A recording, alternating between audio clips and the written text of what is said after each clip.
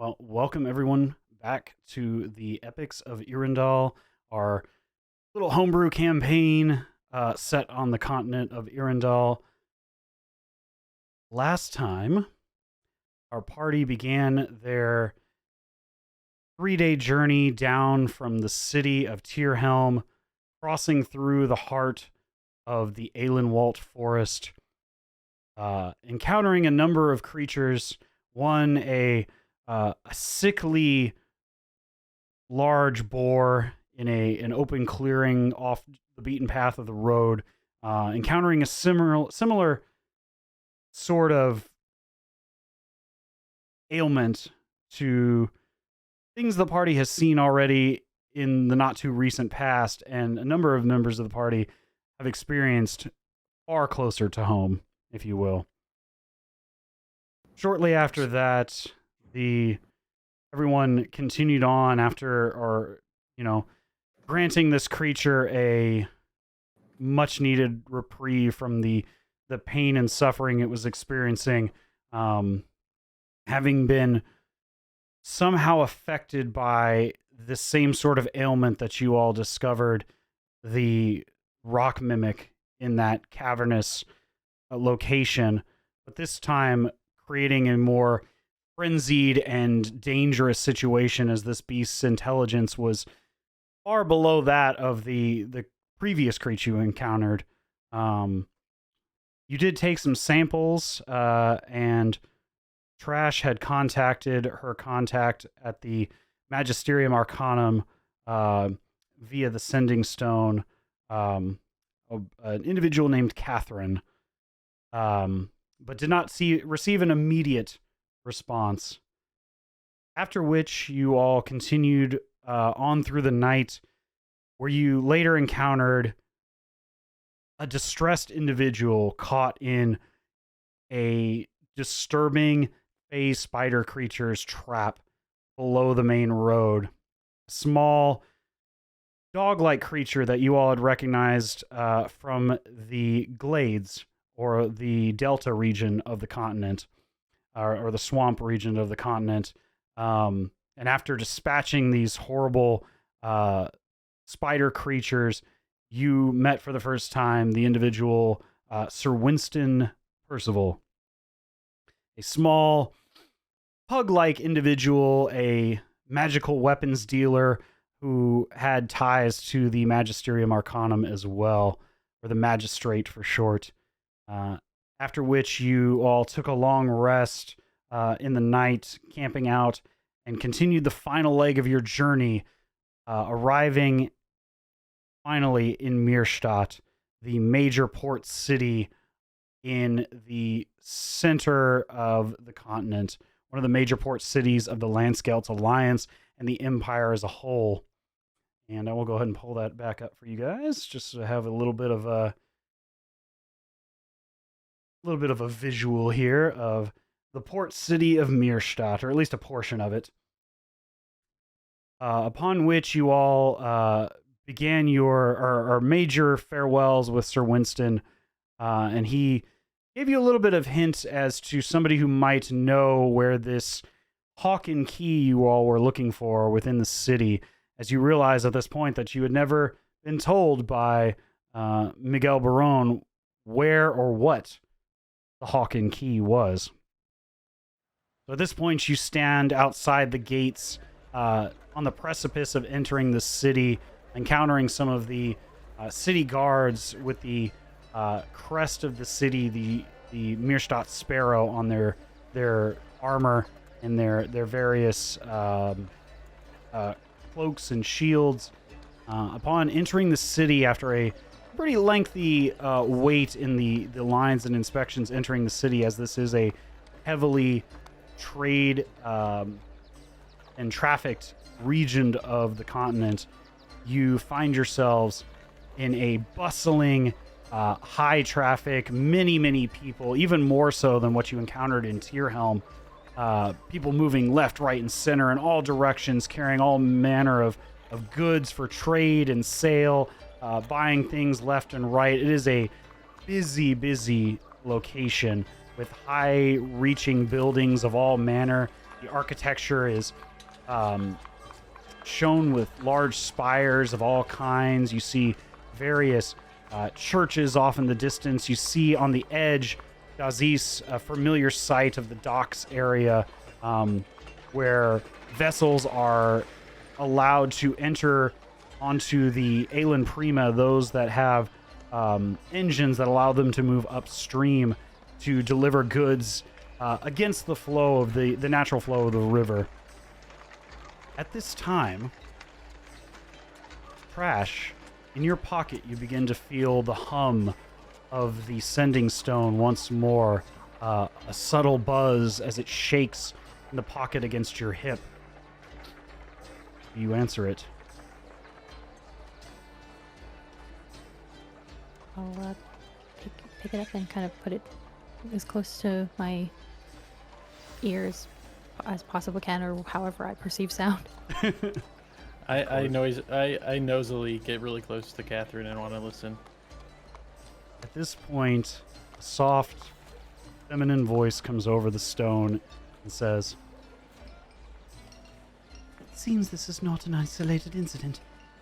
Bring any remains to the Magistrate Tower in 2 days. I will be there to meet you."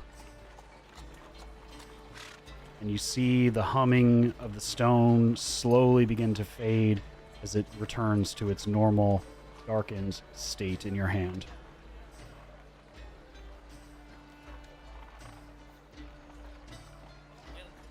At this time, you all are in the northwest corner of the city, and I'll bring the map up so you all have a view of what you're looking at here. You are currently at this gate right here. I believe is where we said we were entering. No, I'm sorry. We were at the other gate. My apologies. I remember because we were discussing some of the things around it. You were at this gate. You would come in off of this road here in the very northwest corner of this map shown, and came down to this gate here, passing some of the farm districts and the various exterior warehouses, passing through the large parapeted, is that a word? Parapeted? Large tower walls that are buttressed by large defensive towers, and the walls themselves and the gates themselves are what it's called a portcullis style gate, meaning it has an inner and outer gate that are controlled by mechanical means somewhere inside the wall. Not unsimilar to what you've seen, Trash, in your time in other major cities on the continent. It's just a means of protecting if one of the exterior defenses were to fail. It is a secondary means of protection at the major trafficked points in and out of the city. You see individuals up on the walls themselves carrying crossbows. On the towers themselves, you see large ballista prepared at any time, but it doesn't seem like there's any need, but there is a large standing army, as this is a major city within one of the largest powers in this region. But at this time, what would you all like to do?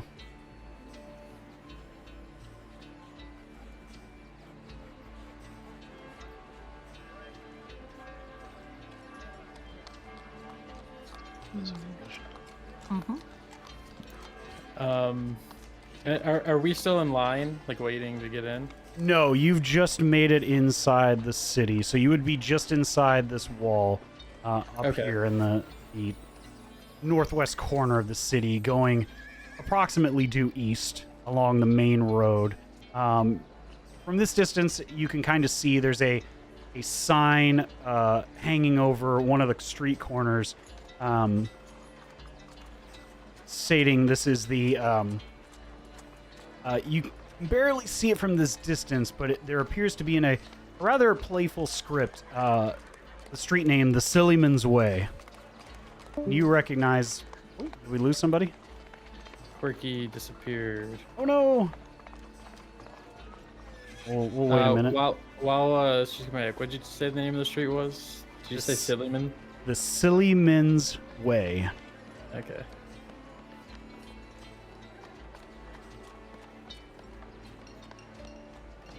I'm counting down a Discord message in 3, 2, 1.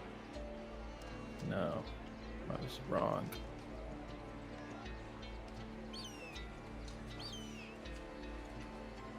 I can't remember if she was appearing offline or was just strictly offline and her like whole shit crashed or.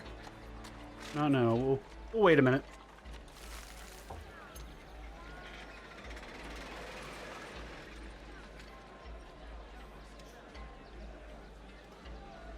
Oh, she's posted in your Twitch.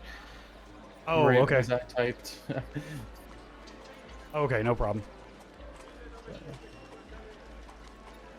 Eyes.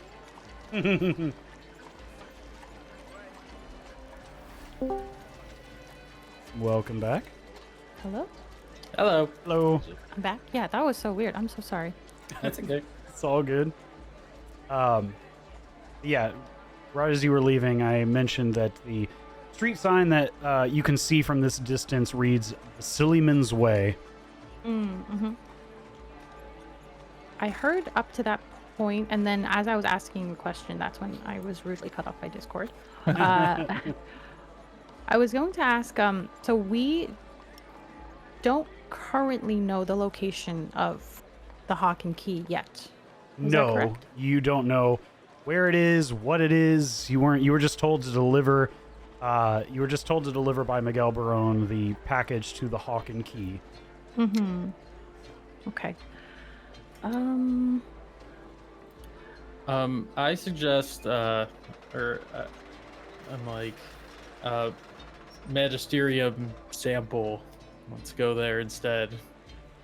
At the same time, though, you were given when you had asked Sir Percival or Sir Winston the question, he had mentioned a contact in the entertainment district or the bars district of the city, which is roughly where Lucas? you are now. Yeah, an individual named Lucas.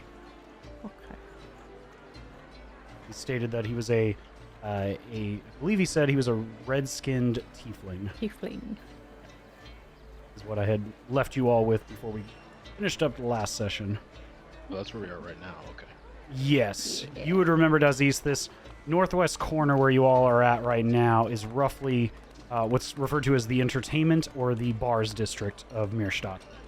There's this is where you see there's so many different peoples moving around because this is where a lot of the sailors who come ashore will go to spend their coin as they've earned it after they've been long at sea, to wash away any of the hardships that they've experienced and also just generally enjoy themselves. You've spent quite a bit of time here in your past. Some Yes, of which many you remember fond and some not so fond memories. some of which you remember and some of which you don't. You just know you were here. Well, I guess we can roam around and look for Lucas, or ask Mm-hmm. people if they know someone named Lucas. Okay. Yeah. Whoops, I'm sorry. Or I guess like if there's a general perception check for any like red tieflings in our vicinity. Yeah, before you do that, can I get somebody to just roll me 1d4, please? No, don't add anything, just 1d4. When do y'all go for it? If you can want do to it. roll your spanking new dice. Ooh. Or Okay. Yeah. Wait. I Oi. already did it. 3's not bad. Or Yeah, we'll maybe take it is that. bad. We will find out. But yeah, you were asking to see if you could see any red-skinned tieflings? Yes. Yeah, go ahead and give me a perception check with disadvantage, because this is a very busy area. There's a large number of people moving rather quickly. Did we got in around night or evening, or is this daytime again? I'm sorry. I couldn't It would remember. be late morning, almost midday when you arrived. Oh, I'm so sad. That was a natural 20. Oh, no. Oh my god! What's up? I rolled 2 natural 20s. What? Wow. Let's go. Yeah. All Oh, God. right. Never my The dice did it. think there's Turn only a my 1 magic in, dice. what, 400 chance of that happening? That's crazy. Turn my Yeah, magic I think it's into less than mushroom that. dice? Yeah. It's 5% of 5%. So whatever that is. Well, I can perceive so good, guys. See If we all have the combat things. later on, I'm sorry, I burned it on perception. I think I've only ever seen that happen one other time, where somebody rolled a disadvantage and rolled 2 20s. With that roll, you don't immediately perceive, the individual you're looking for. But you do see a large number of individuals moving to and fro to various areas. One in particular that appears to be quite popular, that you see a good amount of people going to, and you think to yourself, that would be a good place to start. You see them heading off Silliman's Way over to this region in between these two larger structures in large quantities, and you're a number of which are of infernal descent, other tieflings you see heading in this direction, and just sailors in general. And Aziz, as you see this, you recognize this area as well, as this is what is referred to as, just off Silliman's Way, is what's called the Silly Walk. It is a region of Mirstadt you are quite familiar with, as it is both famous and infamous. It is a bar in and of itself, but it is also not a bar. It is a series of outdoor, almost like a beer garden. It is a series of huts and small stalls, all of which have a number associated with them. Number that goes from 1 to 42. And there is a tradition here in Mirstadt that if one is able to partake of a special or the house drink of every stall from 1 to 42 in a single 24-hour period, they can be counted among the most prestigious individuals within the city. And whenever they return to Mirstadt, they are permitted to drink for free along the Silly Walk. I have a feeling this is one of those evenings that I do not remember. You did try this a few times, and were not successful. But these individuals, there's only 5 recorded in all of Mirstadt's extended history since this comical kind of bar crawl was ever put into place and became a tradition in the city. It is you have Silliman's Walk, and therefore the individuals who succeed are called the Silly Men and Women. One of which is currently the leader of the city.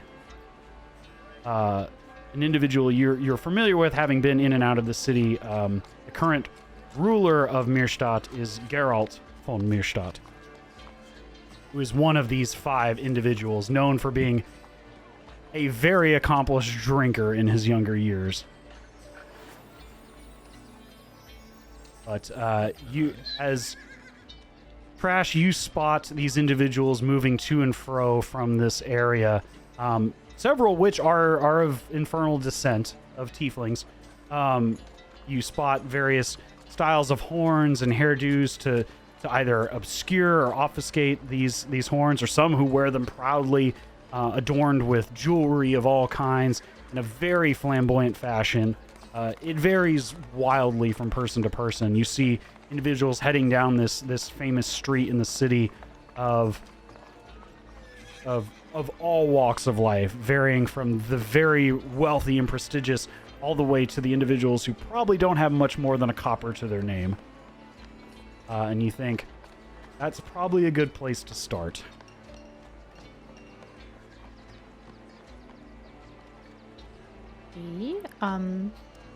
I will, I guess I can address, Floof's suggestion. I'll just say, I don't know if you caught that, but Catherine is going to be here in about 2 days' time. So I want to do, I want to go to the magistrate and I want to turn in the sample just as much as you do, but she's not going to be there for a while. So why don't we take care of the other business that we have and drop off that package. That area, and then I'll gesture to kind of the scene you were describing. I'll say, that seems like a crowd of people that might know where we need to go. I kind of grunt, but understand that I have to continue waiting, but we need to find answers. And I will ask, which one knows where, parentheses, where Hawkinshi is. Well, we're looking for a red-skinned individual who may or may not have horns on their head. I just start looking around, darting around the crowd, trying to find them. Okay. As you enter this heavily trafficked area, just as you remembered, Aziz, it is very busy. There are stalls on all sides, all with their various names from different regions, different individuals of all kinds, but they all have one thing in common, and that is a number of some kind off to the far right-hand side, ranging from number 1 all the way to number 42. All the way along this central street and a little bit around the corners, you see these numbers begin to rise from 1 as you first enter, with an individual who has quite possibly the largest group in front of them, as it is the starting point of the Silly Walk. And this individual is a very well-dressed turtle, and his shell is garbed in various filigree. You see etched into the shell itself is lines of various jewels and gold inlay inside the various cracks of the shell to fill this aged material with some other sort of stronger substance, almost like a gold filling of a tooth. You see this kind of pass through the various edges of the shell as he is, back and forth filling, instructing individuals to fill tankards. And you see one of the major drinks of this particular stall is a small, almost shot glass like drink. And as they're making it, you see the beginnings and the ends of this as they're making this so rapidly, as this is the first stop along this traditional sort of bar crawl through the entertainment district. And it is a clear liquid, but it has a bit of a haze to it, almost like a silvery haze to this liquid, and then it's garnished with a goldish color dust on the very top that has the scent of cinnamon almost. And then after that, once they've spread that dust, you see right before they hand it to the individual, one of the individuals casts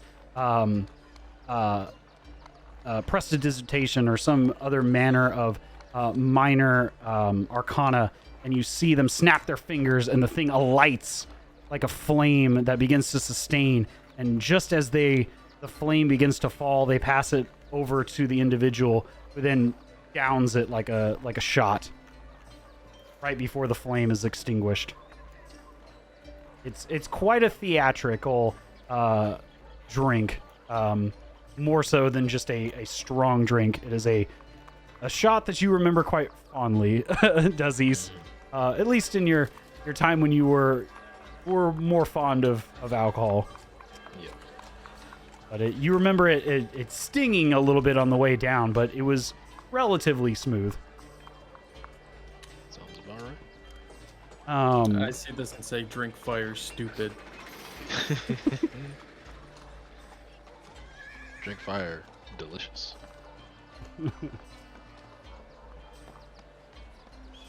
I believe, Floof, you were saying you were looking for this individual in the crowd? Yeah, I'm just kind of darting around, with my eyes looking around, yeah. Okay. Be a little more specific. How are you going about finding this individual? I'm mostly using just my eyes because I think there's too many people in here to distinguish a smell, and I don't think I know what a tiefling smells like. Okay. So just with my eyes. Okay. Go ahead and give me a perception check with disadvantage. Okay. Oops. That was not with disadvantage. Well, you just roll it one more time and take the lower. Doesn't matter. All right, with an 11. Not bad. Not great, but not bad. About average. You don't spot a red-skinned tiefling individual, but you do hear, as you're looking through the crowd and looking at the various stalls, trying to spot this individual, you hear kind of a boisterous cry over about, I would say, 20 or 30 feet at one of the stalls, the number of which is number 12. Standing behind this stall, you see a rather sour-looking individual. Their skin has the texture and color of a dry, what's the term I'm looking for? A salt bed, like a dried up lake bed, with the cracks and crevices all over, until you get to their head, which has a similar color of like a tan and white, sandy color. Their eyes, almost the only real coloring you see in this individual. You would recognize this person as an earth genasi, but they almost look like the texture of their skin has that of a dried up lake bed. They're also a quite portly individual. They're tall, but they have quite a boisterous belly, almost like the shape of Homer Simpson if he were an earth genasi. And this individual looks quite irate as he lifts up this small child from behind his stall. And the small child has a pale grayish complexion, and the upper body of a humanoid small child, probably in their just before entering their preteens, maybe 9, 10, 11, somewhere in that range. But below the waist, they have the lower appendages of a bull and the horns to meet it. This child is a small minotaur child, but still quite young, and hasn't grown into their body. They have that kind of that awkward preteen proportions, if you will. They've kind of grown too much in certain areas and not enough in others to really balance themselves. But they're lifted up by their hand and they're struggling to pull away. And even though they're a quite lean individual, they're quite scrawny by comparison to this portly earth genasi man as he lifts this child up from behind his stall. What are you doing here? What are you doing? And you see there's a number of raw apples that have tumbled off of this cart onto the ground. And I know what you were doing. You were trying to steal from me. And you weren't just trying to steal. I saw that there mage hand you was using.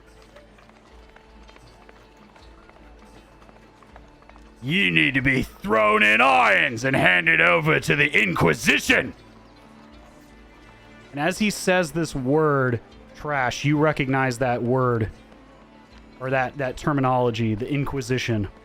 And it's like hearing the sound and the name of, it's like the victim of an assault hearing the sound of their perpetrator's name. And it echoes in your mind and almost causes you to shake in place as you recognize the term that this man is using. You remember these individuals are, at least from what you remember, are individuals directly associated with the church in Magnolia, the capital city of the Empire.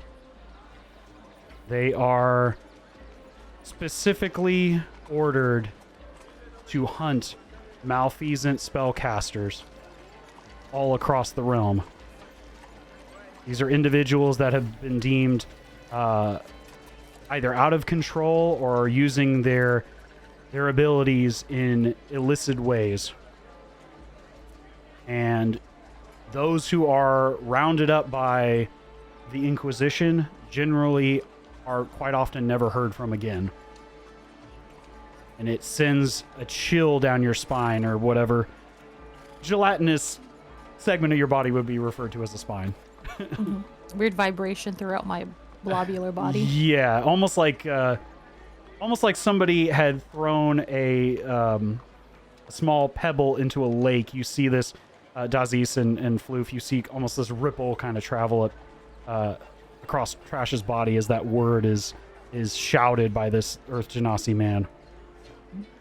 So, just to understand the situation correctly, this Earth Genasi is running this stall, and it's a small Minotaur child that used the mage hand. So, from what you can tell, Okay. give me another perception check. This time without disadvantage, just a normal perception check. Oh my god, this one's a 2. 2. Well, let me add my perception. Oh, it's just 2. Okay, so it's just a 2 straight up. Yep. Okay. So you don't quite see this, but you see that all you really see is you're still kind of stunned from that word, hearing the name of the Inquisition, as they are quite renowned, especially in Magnolia, where they are stationed. That you remember individuals clad in heavy armor, carrying lanterns, and the lantern light being shined upon you and other individuals, and whatever magical abilities you had when that light was shined upon you, it was like being drained of that internal gift you had known since the day you were born. As long as that light was shined upon you, and it was like a piece of you had been temporarily stolen. And it was just an incredibly uncomfortable and fearful experience.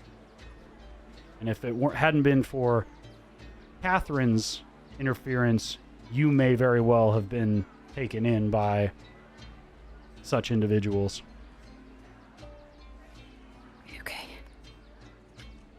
But We have to do something. We have to do something. This is not okay. We have to do something.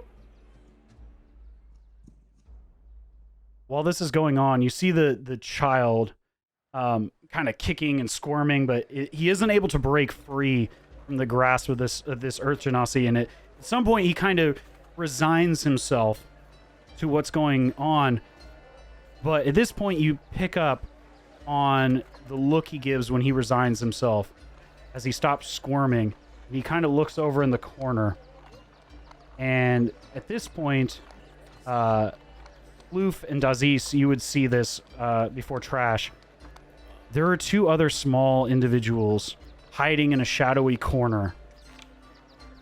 And they are shaking like leaves as this young Minotaur lad is the kind of the eye of the storm right now and the focus of everyone's attention, but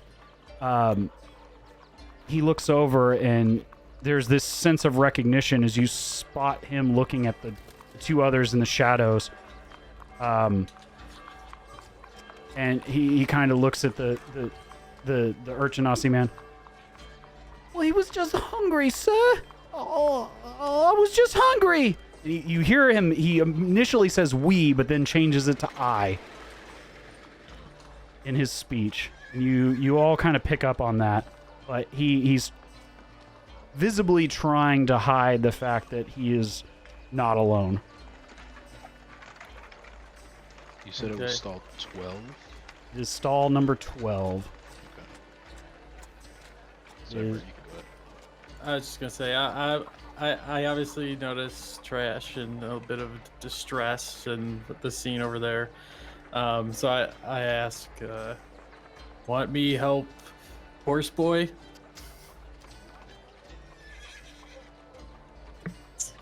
Yes, please. Without thinking, I immediately walk over to the guy holding him and tell him, drop horse boy. Why should I? This one stole from me! I just clench my fist and stare at him. Drop him. Make an intimidation check. Okay. I'll walk over while he's intimidating. Are you trying to assist in this intimidation? No. Okay. If you're not assisting with it, that is a 1. He looks right at you. Ha! You gonna fight me right here? Ha! Piss off. I punch him. Punch him. Okay. Roll an unarmed strike. So yeah, roll your or roll a d20 and add your strength modifier to it. Okay. It is a 10, and strength is 4, so 14. 14. You do make contact with this individual's face. Go ahead and roll. I think unarmed strike is just your strength modifier. It should say on your character sheet. I believe it's for you would be a 4. Yep. All right. You solidly make contact with this man's cheek as give me one moment. As he's going down, the small child squirms free with ease now that his attention is out of the way. And the man stumbles back into this cart full of fresh produce, and you see apples just cascade all over the street. As the man just is anyone else getting involved in this?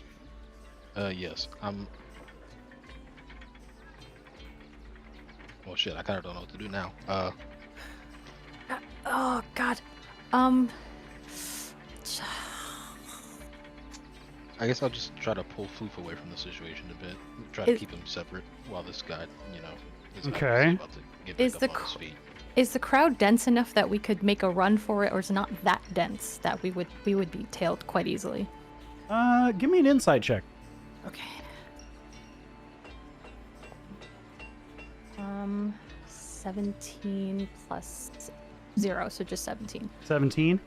You are pretty certain that, given enough distance in this type of crowd, you could make it out pretty easily. You would wouldn't be a super high, mechanically speaking, it wouldn't be a super high DC if you're trying to escape from this situation. Okay, I just kind of, because I kept a little bit of distance because I'm still quite kind of shaken. But I kind of just, do we run?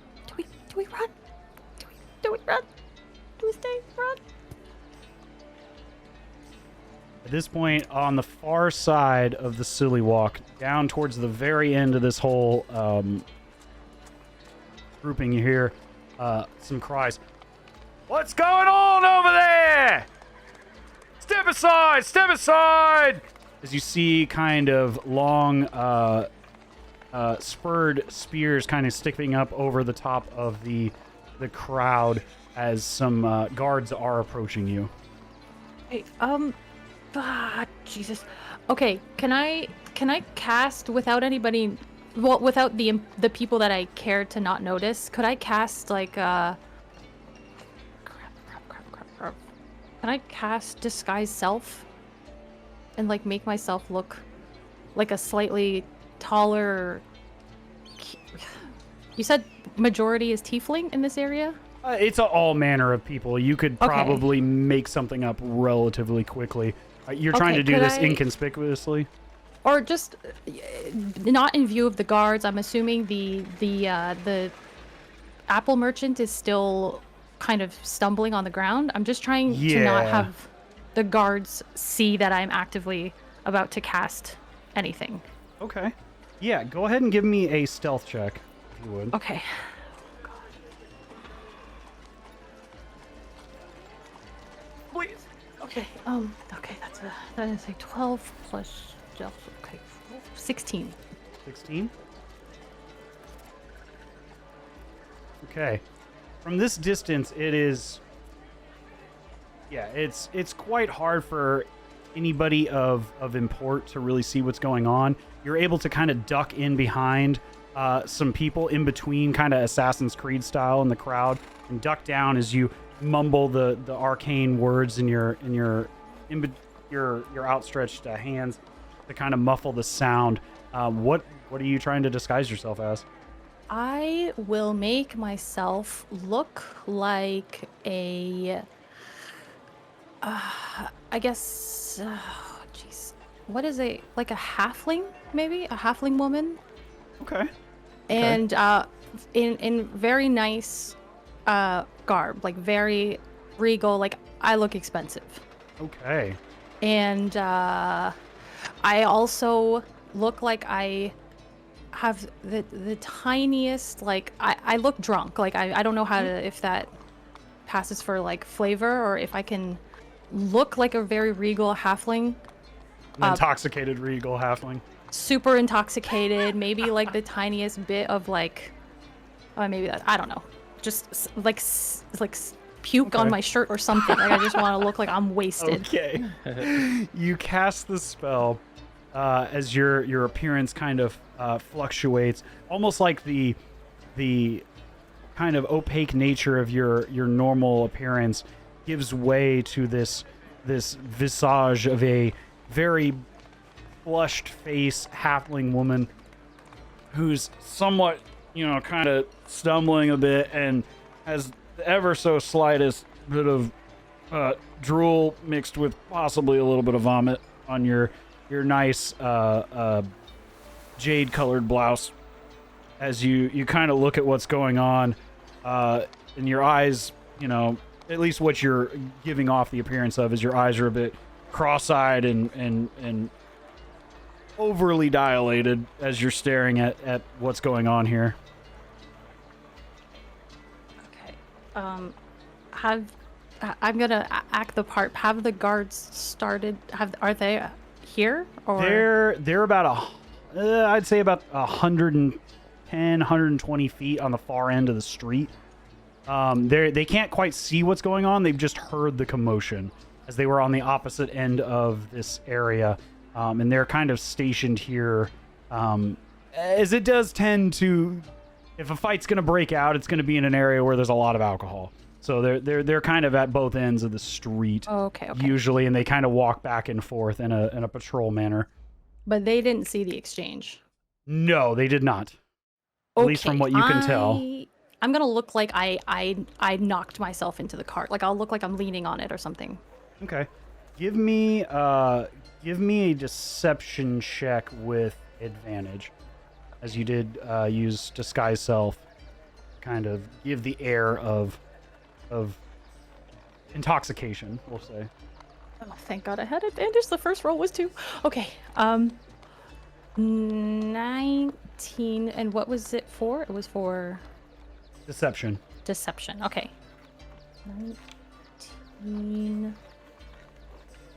19 plus 4. Oh my God, I'm so nervous. Okay, 19 plus 6, 25.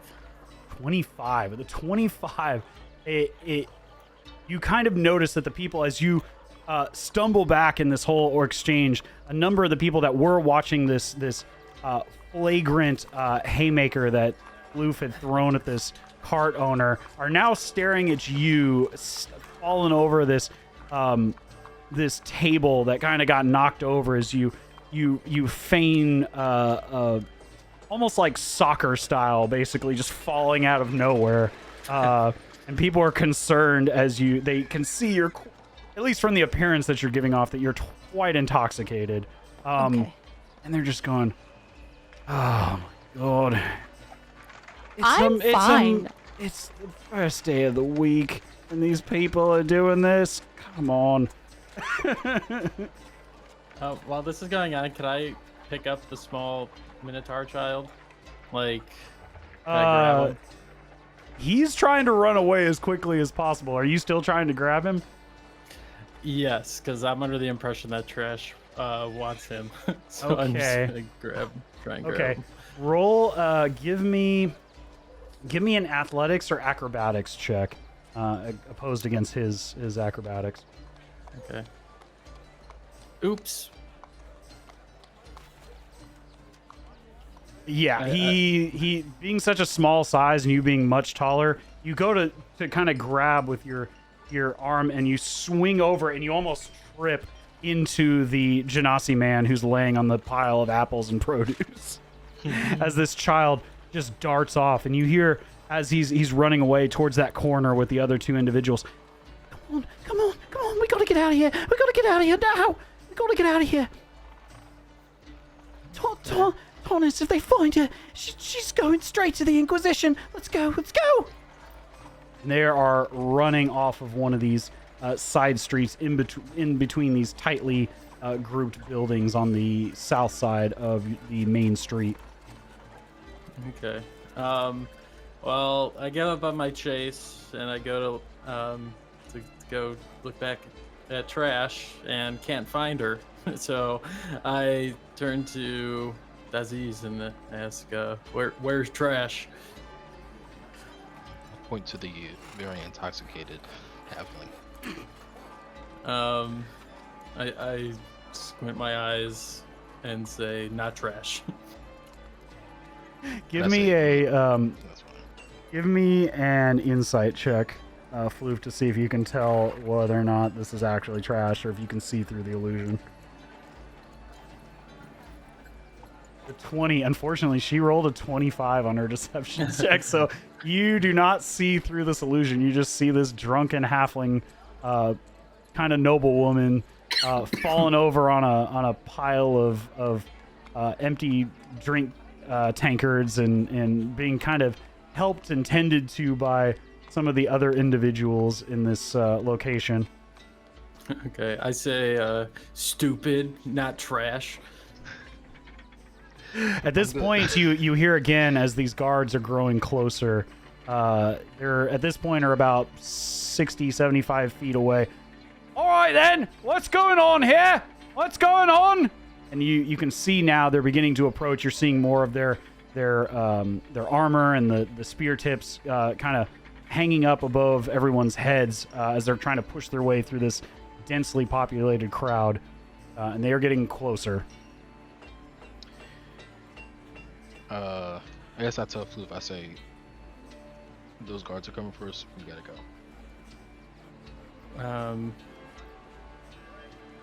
I say, wait, how many guards are there? Give me a perception check. Okay.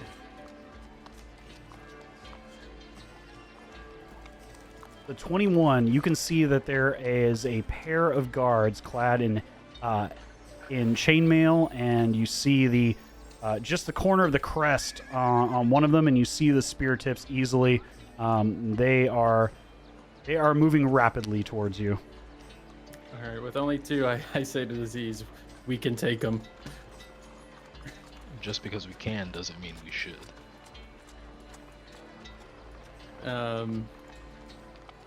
I'm stuck. I want to fight them, but I'm trusting you, so I'm just waiting to see what you want to do. Which direction are the guards coming from? They are coming from where you guys. Oh, that was weird. suddenly clicked and all this stuff like auto-populated in the other screen. Yeah. That was really weird. Sorry. You guys are right in the corner right there. And they are coming from the opposite end of this street. They had come around this corner. They were kind of doing a loop around this center building and right in the middle of the entertainment district. And at this point, they are not far from where you guys are at. So gauging from where you are, they are... Oh, I'm sorry. The scale's off on this. Probably just beyond the edge of that arrow. Whoops. Sorry, it didn't show. Let me... Something else to meet. Right about there. To your square in the middle there. They are getting very close. Okay. And which way did the kids go? They kind of darted in between these buildings. It's hard to see because some of these buildings overhang, but there's thin alleyways over here to the south that run in between this main building. It's not completely solid all the way through. And they were heading south through this little thin alleyway. Alright, I mean, I guess we could just go... I don't know if I really want to chase them. I guess we could just go, like, west. You know, northwest. I mean, away from the guards. Over in this direction? Yeah. Okay. And maybe try to lose them. Assuming they give chase. At this point, you can tell with that perception check that they have not seen who you are and what's causing this commotion. They just heard it. They heard the stumble and the shouting of the stall owner, and that's what initially drew their attention. And then they heard the commotion that was sparked by Floof's assault of the individual. And then, of course, Trash in her disguised form stumbling over this nearby table is now, you know, ever increasing their concern as they approach. Well, in that case, let's just kind of, I guess, power walk in the opposite direction. Okay. Try not to draw too much attention. All right. Loof, are you following Dazis's signal? Reluctantly. Reluctantly? Okay. And Trash, what are you doing during this? You're being somewhat aided by individuals who see you drunkenly fallen over on these pile of tankards, but you can still see what's going on with Dazis and Floof. What are you doing during this exchange? I'm just because I'm scared of anybody touching me and kind of dispelling the illusion. I am like adding to the performance of like drunkenly swatting away like help. Okay. And I'm fine. I am fine. And I don't know. I guess my like thought process was like if the guards catch up, I could try to explain away the commotion as me, like I caused it. Okay. So. Well, you see at this point, Dazis and Floof are attempting to basically leg it the other way. Seeing this, what are you gonna do? I don't want to lose them in the crowd. I guess I will kind of pick myself up and I'll say I never do this. I'm so sorry, but I'm fine. Like I'm fine. And then I guess I will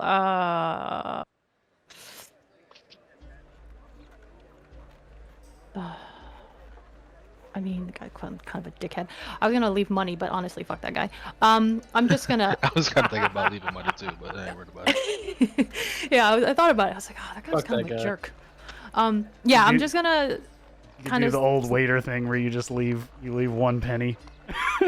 Yeah, I guess I'll leave them One copper. Yeah, exactly, a copper for their troubles. And I'll be like, It's not so much a tip as is, you know, because if you just leave, they think you're just a dick and you don't tip. But if you leave 1 penny, then they know they fucked up. It's kind of that whole, you know, deal. Yep. Yeah, I'll do that. And just kind of go. I I'm fine. I'm gonna go. I know where I'm staying. I'm fine. I just kind of keep like, waddling away from people and kind of like pretend like I'm about to vomit again. Like, well, I will. People kind of step back as they hear this I'm upchucking, and they're like, hey, give me one more deception check with advantage. Okay. See if you can continue to walk away as people are kind of stepping back, scared they're going to get puked on. Okay, 18, 24? 24? Yeah, people give you a wide berth as they see this small halfling woman, and they're like, Oh my god! What an unsightly display! No! as you kind of make this upchucking maneuver and noise as you kind of stumbly follow behind Floof and Daziz as the guards approach from the other direction. At this point, I would ask that the entire group give me a group stealth check as you try to get away in this situation.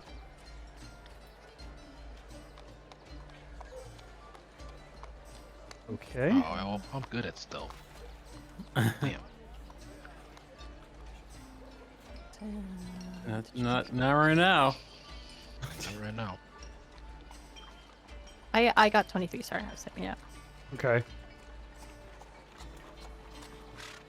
It's kind of a confusing display. Floof, you're managed to push, even though you're quite large, you managed to push away, and people are more scared of you and get out of the way quickly.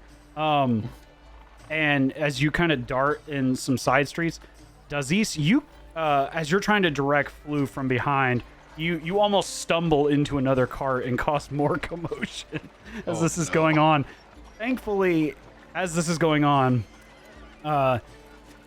Trash, you're able to follow behind, and during this whole acting phase of you do a quite spectacular job of acting like a drunken noblewoman. Quite impressive, actually, I guess. I've had so much research material. That makes sense. I love it. You're able to kind of mask Daziz's initial tripping as he's kind of guiding Floof the other way, trying to push as much as possible and guide the other way. And you kind of do that upchucking, motion to draw people's attention as he's kind of... It's like guiding a bull through a china shop, but you're kind of diverting the attention of the bull. It's a really awkward display, but you are successful in getting away as the two guards are kind of approaching what's going on. But you did lose track of, or at least you didn't intend to keep track of the children. But you are able to get away without the guards knowing what was happening. As you're now maybe about a few blocks away after, 10 to 15 minutes of fuck out of here, get the fuck out of here, get the fuck out of here. Of this whole very strange song and dance. At this point, what would you all like to do? I'm looking back and I asked Aziz again, where's Trash? Are we at a point where I could safely drop the disguise? I think so, yeah. At this point, you could probably duck in behind a crate, given your small size, and immediately just pop back out. All right. I point to Trash before Trash changes back Okay. to make sure Floof Okay, understands. so I see the transformation. My eyes just widen. And I'm All just you like, see is the little drunken halfling woman step behind a crate, and then a few seconds later, you see Trash emerge. You don't see the actual dropping of the magic, but you see the halfling go in and Trash come back out. Okay, I do kind of gawk at it. I can't be too surprised because I think I do have the wild shape spell, so I can't act like this is some unheard of thing. But I think it takes you a couple seconds, but eventually you're able to put two and two together. Yeah. And I just say, I could do that too. I almost just impulsively wasted my spell to show her, but I'm not gonna do that. I love it. I love it. Yes, you've managed to get away from the busy eyes and concerns of the city guard. Quite spectacularly announcing yourselves in that area. At least a couple of you, anyway. And you're able to get away as far as you can tell. At this point, you have not found who you're looking for, but you at least have a fun memory. I love more of those. This is one you can actually remember, Duzzies. Yeah. Well.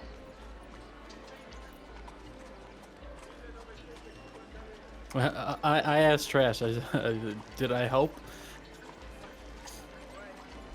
I think you helped in a way that you thought would help. I take it as a resounding compliment and crack a smile. I can't even be mad at him with a smile, so I just kind of...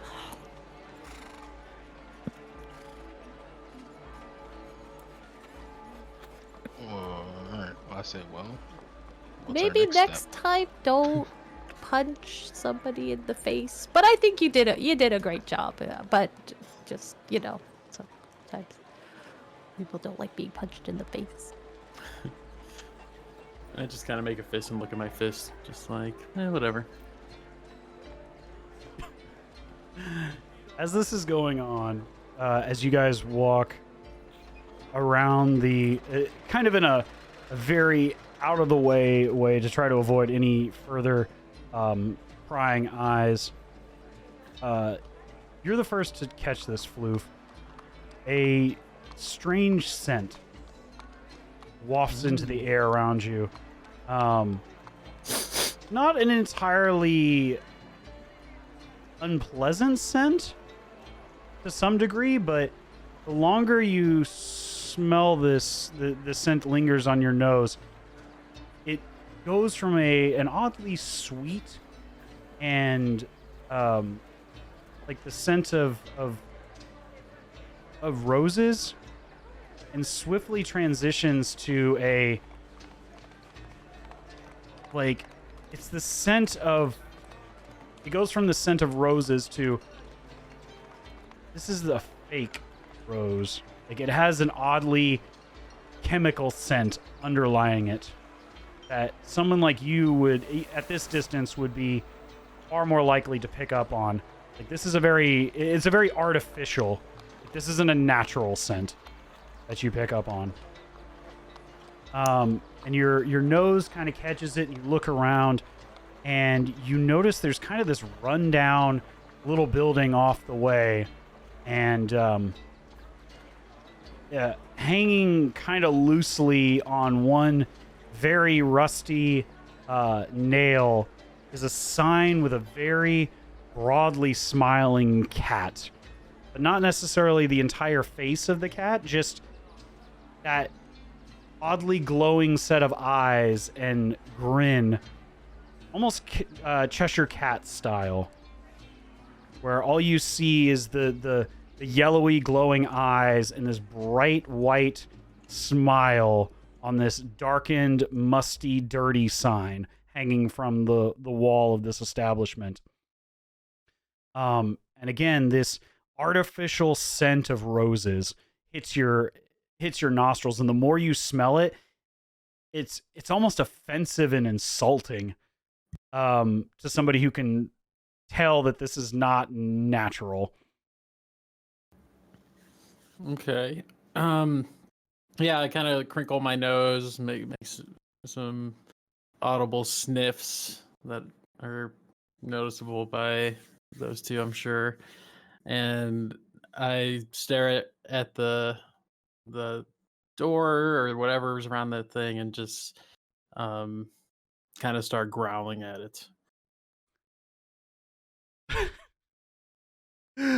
Oh, the Veil put a farting emote in the chat. That's funny. Oh, not that kind of smell. But as you're Yeah, looking, and you all kind of at this point have followed Floof's attention to this building, you somebody made a big stinky, exactly.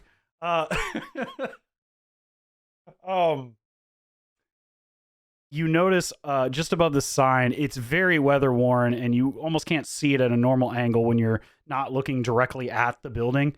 If you're looking at it at a parallel going down the street or down this alleyway, you wouldn't even be able to read it. But as you get closer and turn your head, kind of like you're looking at an old monitor that's discolored, like the color accuracy changes depending on what angle you're looking at it. As you look at this, you see the name of the Fragrant Phlox is the name of this shop. And at this point, as you get closer, you too begin to smell this scent of roses, but it isn't quite as artificial smelling to you all. But you do pick up on this scent of roses. Very fragrant. Fragrant Phlox. And Phlox is spelled Phlox.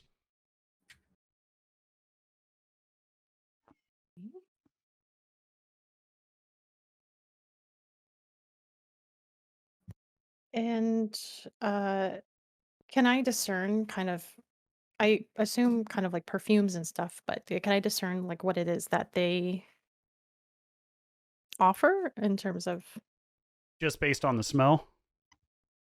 Or what? How are you trying to discern what this is? is it like where we are, could we like walk towards it without Sure. bringing too much attention to ourselves kind Yeah, of? you're in at this point. You're in like a back alley. Okay. Like it is a pretty seedy end of the entertainment district at this point. You weren't really paying attention to where you were headed, just trying to get away from where you were. Hmm. Yeah, as you approach, you can see that the glass, the one window to this, is covered by a dark shade, almost like a blackout curtain, and the glass itself is very fogged over.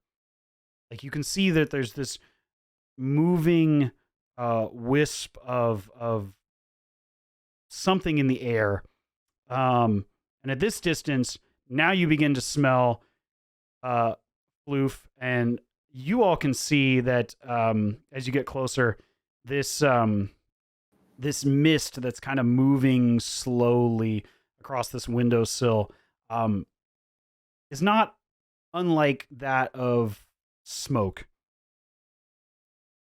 like pipe smoke. It's cartoon smell visual. Right, and at this distance, Floof, you can tell that there's even more scents coming from this building. Not just that rose smell, but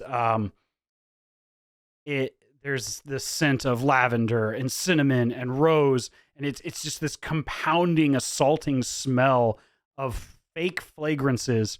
Give me a perception check with advantage as you approach. Okay, one more. 17. You just barely pick up on it, but there's an underlying smell that, based on all these other really strong scents, you can tell is being covered up almost intentionally. Okay. At this distance, the scent of this is far different than the other scents that you've captured thus far, which are intended to be very pleasant and soothing and calming. This scent smells like burning hair. Okay. It is offensive in a different way. All right, I kind of clasp my big old hands over my nose, and say, funny smell, hiding something, and gesture towards that store.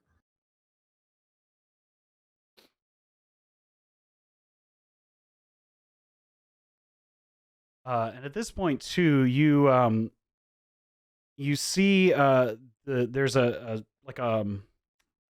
a very like weather-worn door. This door suddenly swings open, and as it swings open, there is a plume of smoke that comes out. Like thick smoke, and now you all are assaulted with this cacophony of scents of roses and lavender and cinnamon. But at this point, with this distance and the amount of smoke, now you all capture that same sort of underlying scent of like burning hair and just this off-putting chemical scent that doesn't match anything else underneath it. And it's for the briefest of moments, you see an individual through the crack as the door is just about to close. You see the faintest hint of a red-skinned complexion.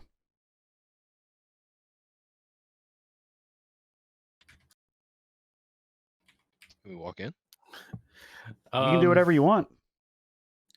I kind of point and just, oh god, how do I say this not racistly or sounding racistly? But I just like red skin, and I kind of gesture at Floof.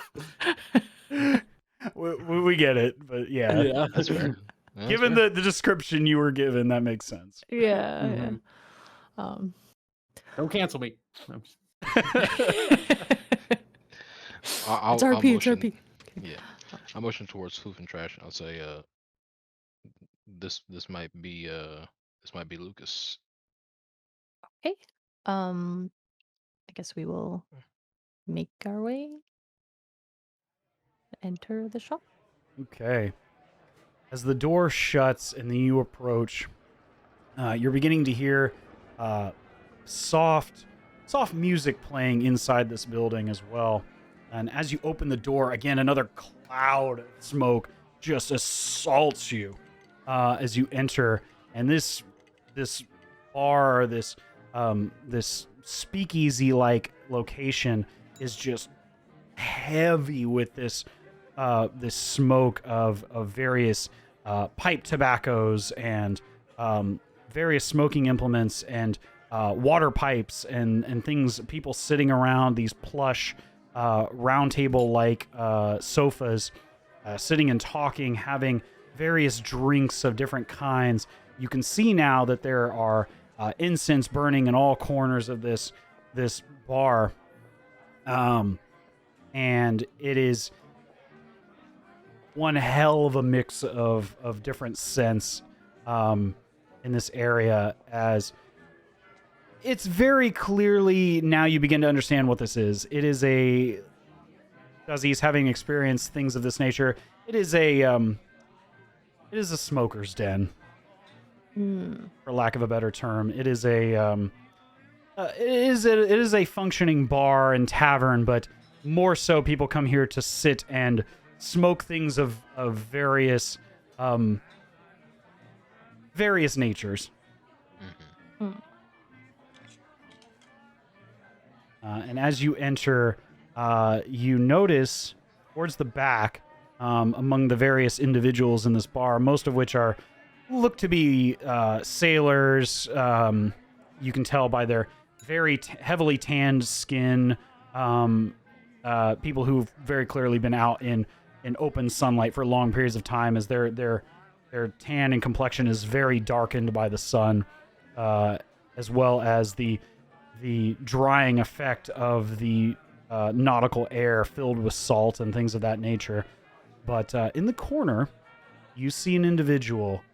They are about 5 foot, 5.5 feet tall, very slender individual. They have a very dark red complexion, and their hair is a dark raven color. One side of their head is completely shaven, while the other side drapes over to the opposite end, going just a little ways below the neckline.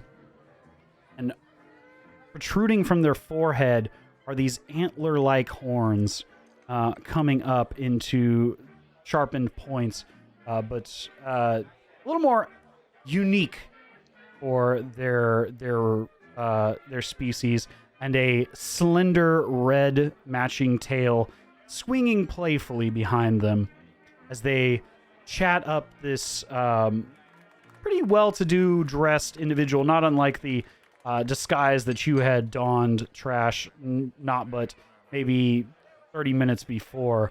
A very well-to-do looking noblewoman, as this individual is chatting them up. And I have some artwork for you. Go ahead and add individual to your journals.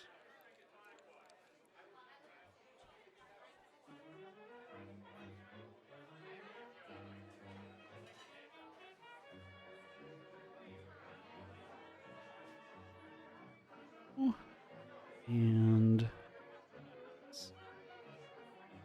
there we go. You see this individual staring up at from a sofa chair, exchanging puffs back and forth from this water pipe, and as they chat them up. Well, darling, you just don't understand the strange nature of individuals in this city. It is, how do I say this? Everyone has something to give in this world. You simply just have to find what you're best at. As you all are overhearing this, what would you like to do?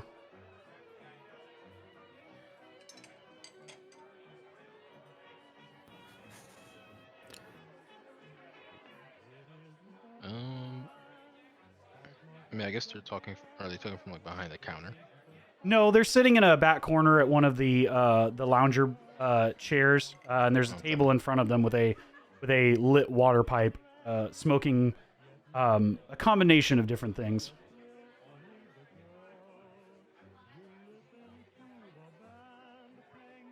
Okay.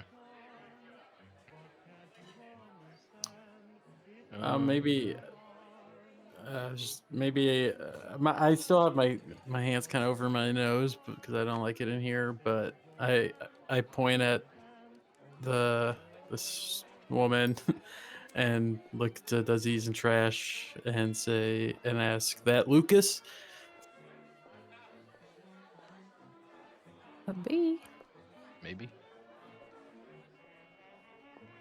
I walk up to her and ask her if her name is Lucas.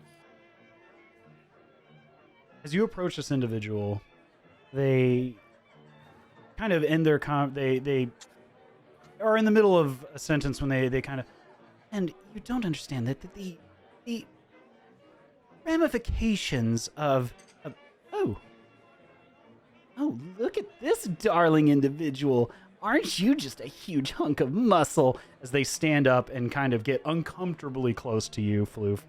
In a very there you can see that their fingertips kind of wave around you as they kind of move back and forth in this very, flamboyant manner. You are just so different. So, oh my goodness, this is so exotic. What brings you in here, handsome stranger? There's some trace of blushing going on, but I really don't know how to act or react to that. I just kind of ask again, but like maybe more shyly. Lucas? You Lucas? That depends who's asking, darling. Usually one introduces themselves before asking who I am. I point at myself and just say, Floof. Floof? Oh, what a playful name. Well, darling, would you like to join us? Have a seat, have a seat. I don't budge, and I look at Disease and Trash. Okay. Oh, you have friends? Come on, come. Please join us. I don't bite hard. Yeah, I'll go join them. Okay. They kind of gesture to the sofa across from where they're sitting as they sit back down, kind of one leg over the other, and grab the end of the hose of the water pipe and take a big puff, holding it in for a few seconds and then spraying it out. At this distance, Daziz, you begin to tell what that kind of off-putting undertone scent was. As you've experienced this a few times before, there are a number of less than reputable substances in and around Irindal, this being one of them. It is a crystalline substance in its raw form, known as fey dust.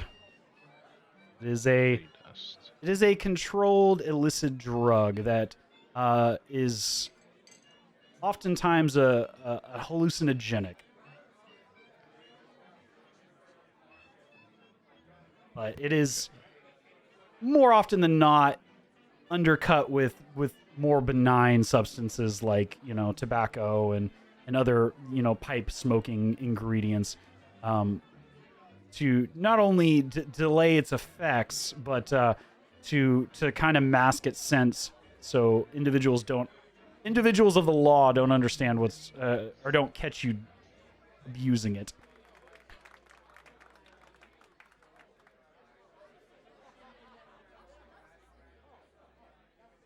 Okay. Welcome, darling. And you are? Introduce myself. I'm Daziz. Aziz, what a wonderful name. They reach out and give you a very gentle handshake. And who is this little one as well, kind of staring at you, Trash? I was gonna say, I'm Trash. You don't want to touch me. Aren't you just different as well? You are quite the group. Are you new to the city?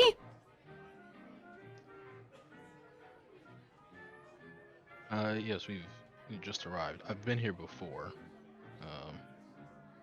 but not in this particular, not this specific area, not this particular shop.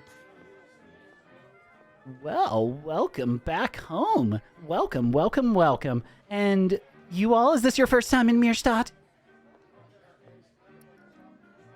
I kind of slowly nod. I'm still a little flustered by the flirting. Well. So what brings you to our fair city? I'd love to know. Please spill.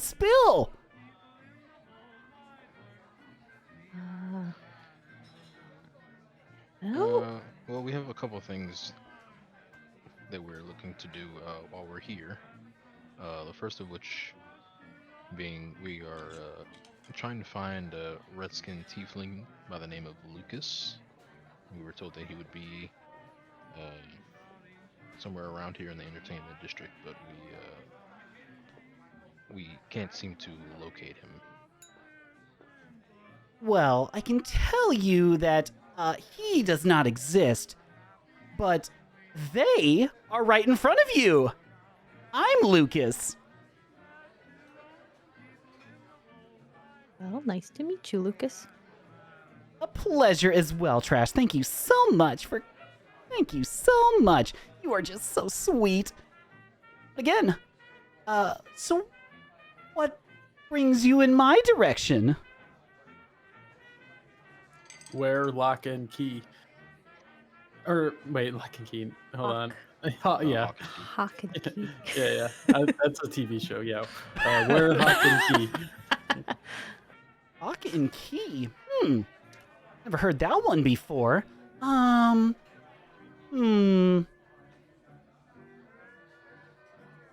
say that it rings a bell. But who brought you in my direction? Across our travels, we came across a distressed individual, I believe Sir Winston. Winston. Oh, Winnie! You've met Winnie? You're friends of my darling Winnie. Oh my goodness.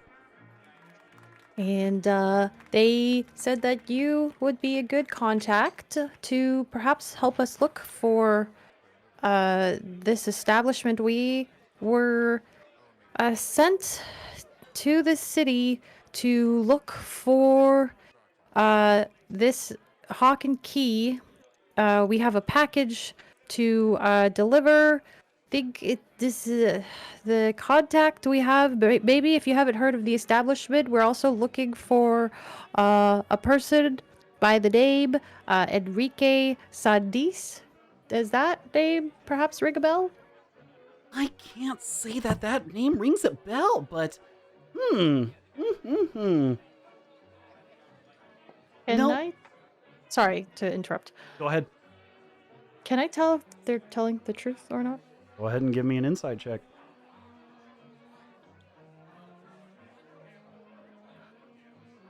It is a 19.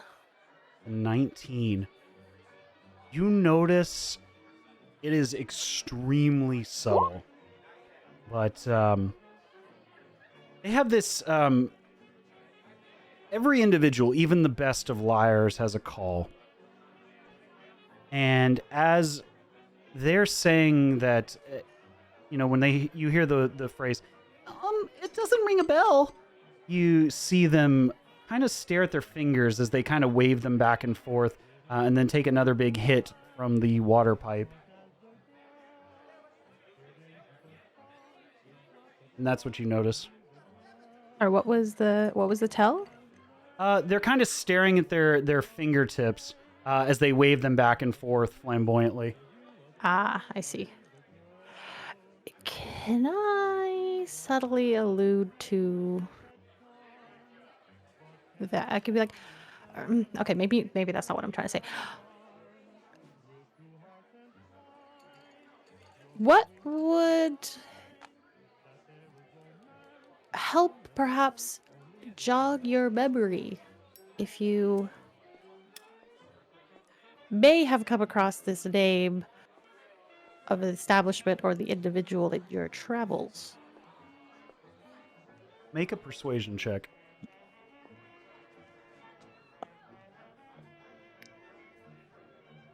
Not so good. Persuasion. It's a 9.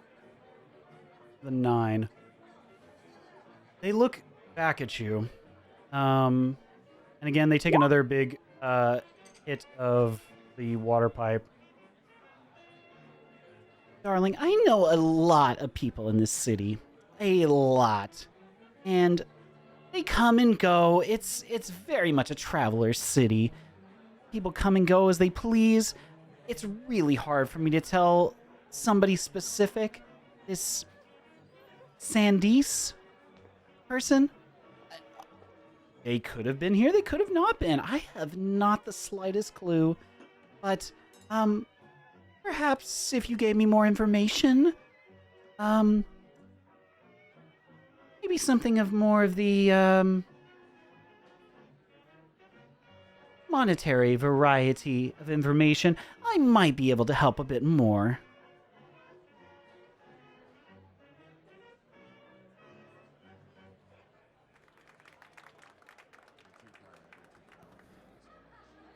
Really? Fine. I will dig through my coin purse. But I am looking at Dazis and Flooflick. You wanna help? You wanna help me out? Oh, yeah, I can slide her. I don't know what's too much and what's too little. I feel like I- a gold might I be too strong. That's what I mean. I can't tell what's too much for information. Without much thinking at all and not appreciating the maybe value of anything, I take all the money I have, which is 10 gold, and put it on the table. Give me a persuasion check with advantage as you slide this stack of coins over to their side of the table. Floof. Oops. Floof, we need to talk. I just want to talk. Yeah, This is that very digital bad dice with needs to money. go in dice jail. I'm sorry, darling. That just... It just doesn't ring a bell. I don't know. Maybe if you shine a bit more light on the subject.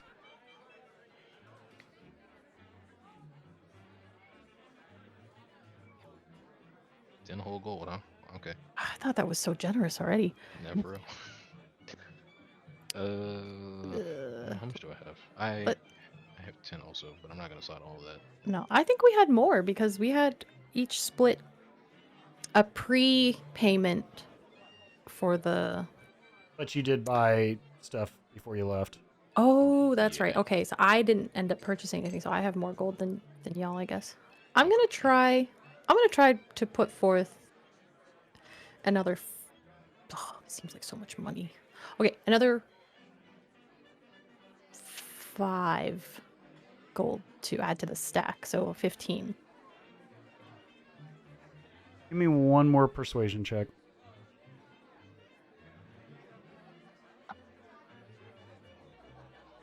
Uh, 15 plus 2 is 17.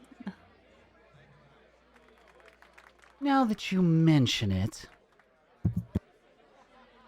that name does ring a bell. Now, Sandis.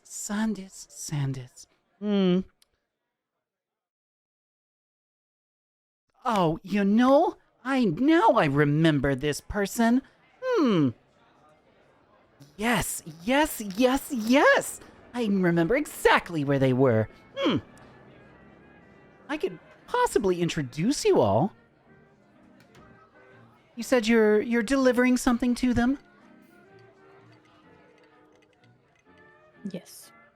We are on business with Miguel Barone. And I believe Wow. the recipient of this package will very much look forward to receiving our delivery. Well, I can definitely point you in the right direction. And as they're saying this, you see the hand kind of pass over the top of the stack of gold coins, and almost like a thin veil being passed over the top of the coins. As the hand passes over, they disappear on the other side.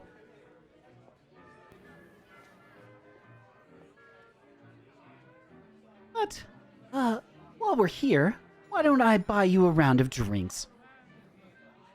Before we head out, of course. It's such bad manners to not exchange drinks on a first meeting, darling.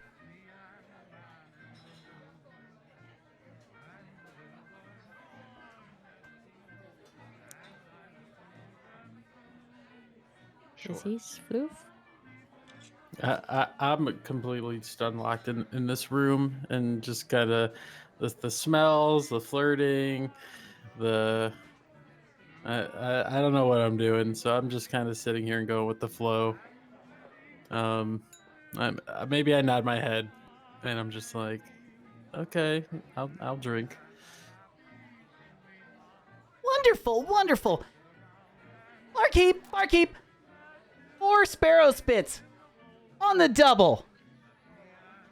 You see this old, very persnickety-looking gnomish man is standing on the bar itself. They're extremely short, even for a gnome. Probably not much more than like 3 foot tall at best.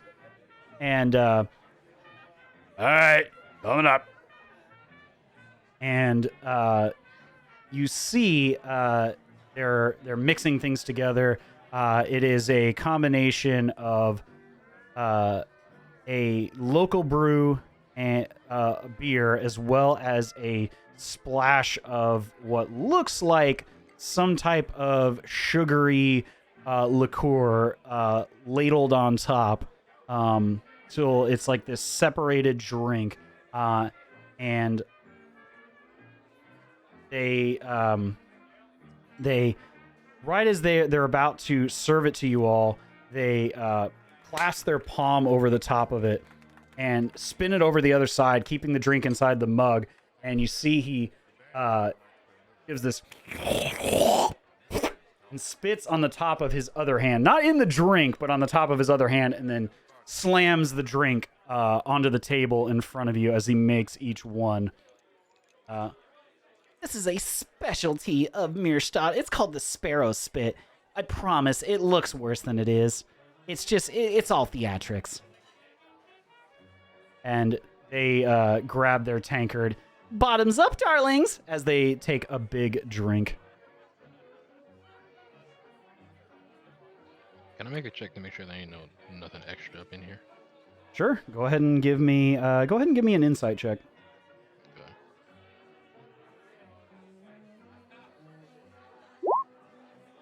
The 24.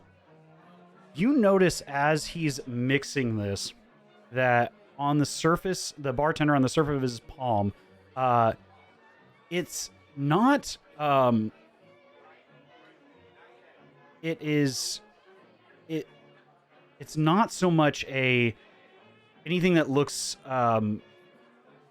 illicit or dangerous, but there's definitely a thin piece of parchment that goes on underneath his palm as he slams the drink on the other side. Whereas normally you see when they mix that there was that sugary substance that was there was very much not sugar. It was normally that sugary substance that you saw is a concentrated fey dust. That thin piece of parchment that they put under it kept that fey dust out of the drink. So it was not so much that they were spiking your drink, they were intentionally not spiking your drink. I appreciate that. I was gonna say, yeah, thank you. Of course!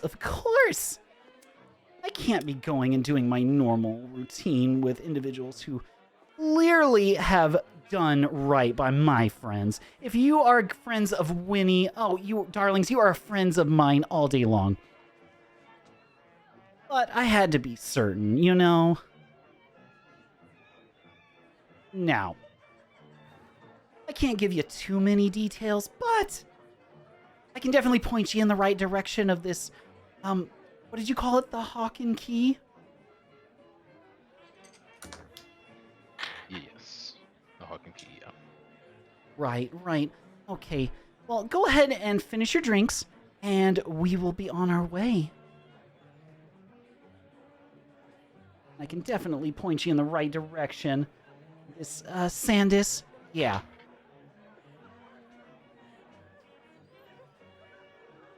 I drink the entire thing in one gulp, and Okay. and I liked it. It I has, say- it's got a sweet, it's got a very, it's a very bitter beer that they mix in here, but it has a sweet finish due to the liqueur is splashed and mixed on top. And the consistency when you look in as you're drinking it, it's almost like somebody had mixed oil and water. Like they don't mix together like a normal drink does. They very much still stay separated. So it's like there's this constant change to it. And the liqueur is very thick, whereas the beer is carbonated and very effervescent. So the term Sparrow's Spit is as much a combination of the theatrics of spitting on the back of the palm as it's being mixed, as well as the consistency. It has the consistency of a loogie. With the liqueur mixed in with the beer. But it does taste good. It just has an off-putting consistency to those who have never had it. Have I ever had it? I wonder if I remember. Give me an intelligence check to see if you remember. Okay. Just roll a d20 and add your intelligence modifier. The 13. It's hard to say. I mean, you've had a lot of weird shit in the past. It's probably why you don't drink anymore. The texture of it never bothers me. I like it. I downed it, and I just say like more. Can I hand floof mine? You're more than welcome to. I hand floof mine. It's not take everyone's cup of tea, darling. I take it and I down it. All right. Belief's getting wasted. You're quite a big individual. If you drank any more, I would ask you for a con save. But, well, darlings, as Lucas claps their hands. Right. Well, it's quite a ways off where we're headed, so if you have anything that you need to do, I'd recommend you do it now. Quite a ways journey to where we're headed.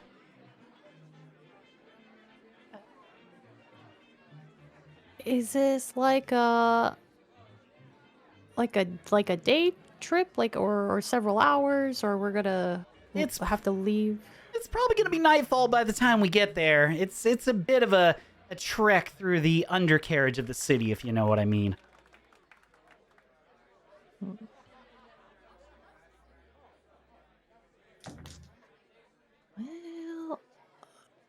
I can't think of anything we have to do. yeah, I suppose we're all right.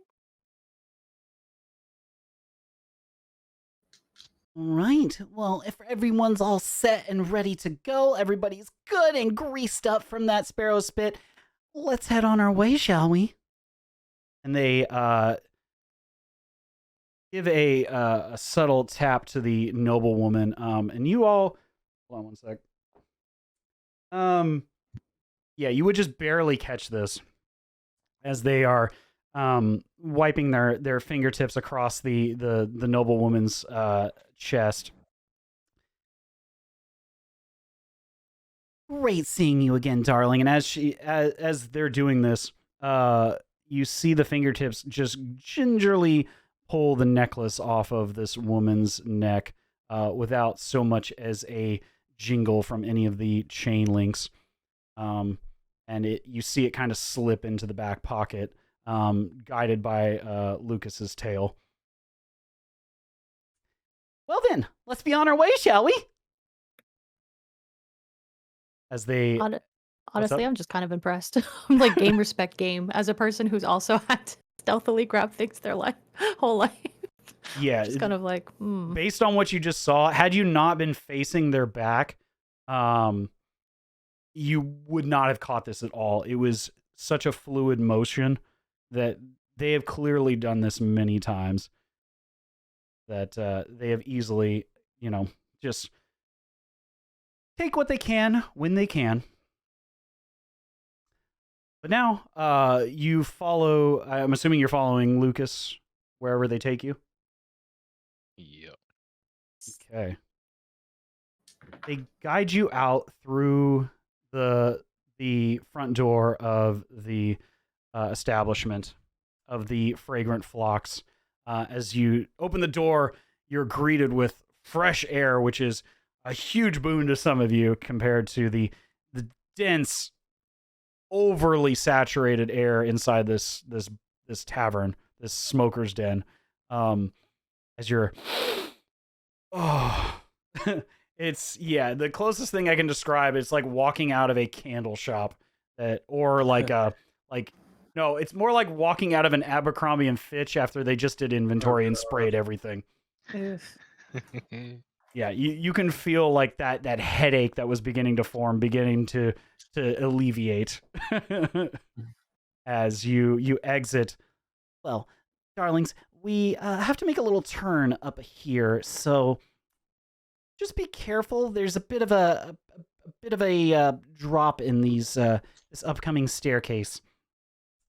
If you're not paying attention, you might go ass over tea kettle on the way down.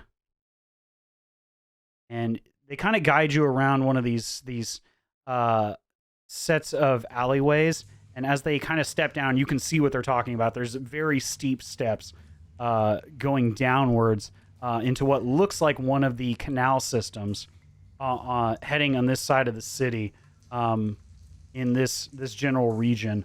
And there's branching segments of this canal system that, Aziz, you're familiar with, leads, part of which is not only a thoroughfare for transit through the city, a faster means of getting around the exteriors of the city, but also the larger segments of it being transportation for merchant vessels of various kinds in and out of the city.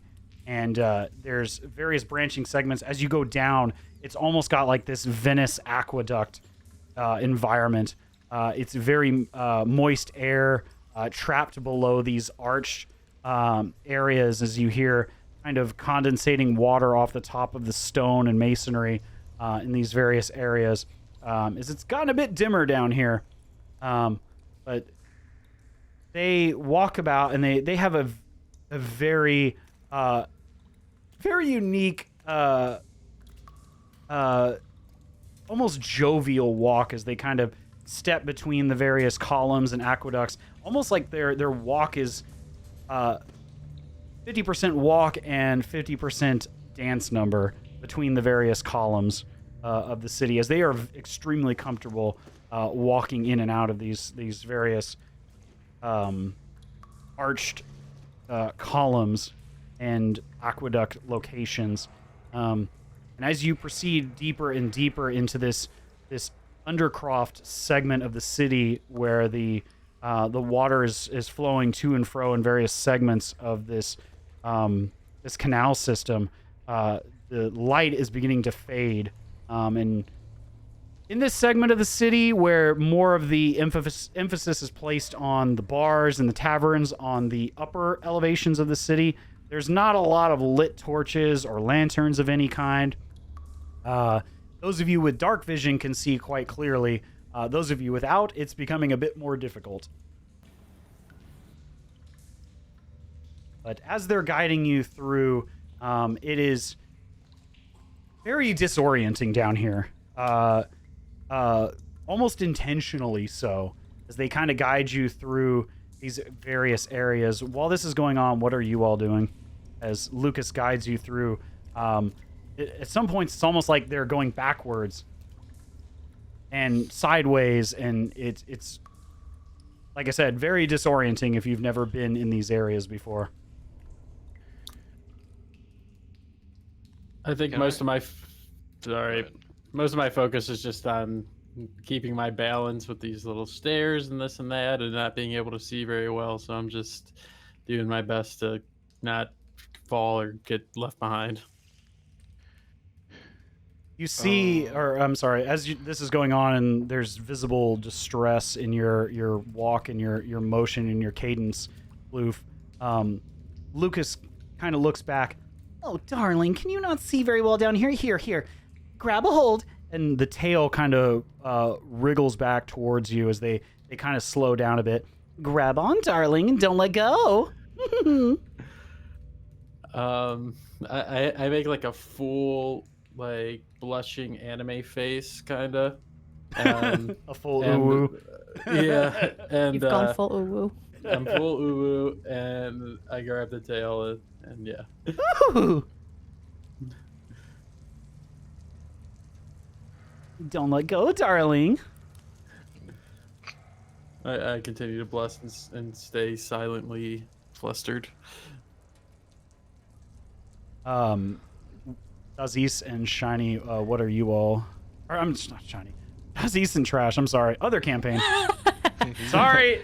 Shiny's talking in chat. My bad. Quirky is shiny now. It's canon. I'm shiny. It's canon. I put glitter in my blobular form. I love it.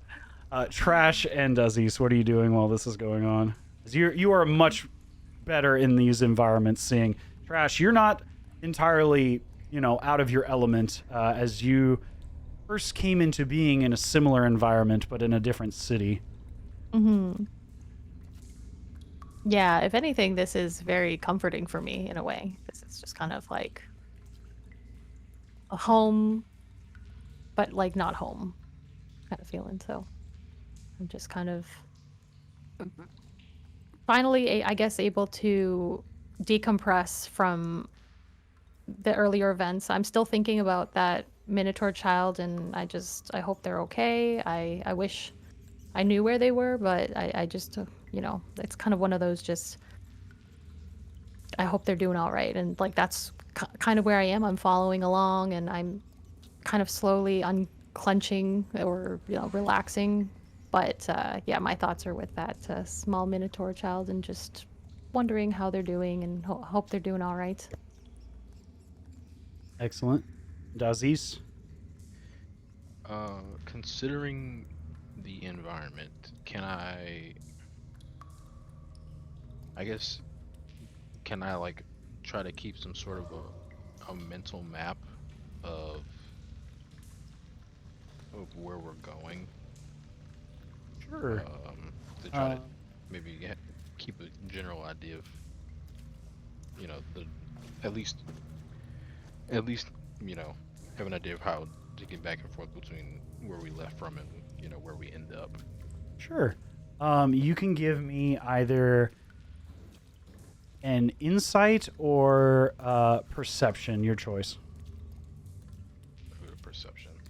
Okay.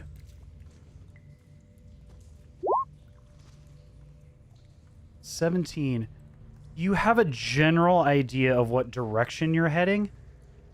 That you are heading in a southeastern direction or eastward direction, but that's about it. It is extremely disorienting down here. Even with dark vision, it's in these canal systems below the main body of the city. Were you not familiar with the main canals and occasionally spotting them in like the very far off edge with an occasional splash of sunlight, you would have no idea where you're going. But with a 17, that's about all you can tell. Is the general southeastern direction. But as far as like a more precise location of where you are in the city, topside, it's extremely hard to tell. Okay, that's fair. But after what seems like at least 2 or 3 hours of this, wandering through the various areas, you notice as you drip into the point where those kind of god rays of various cracks through grates above your head, Daziz, those have all but vanished at this point as your troop is now well and truly into the evening hours, and any semblance of direction has all but faded.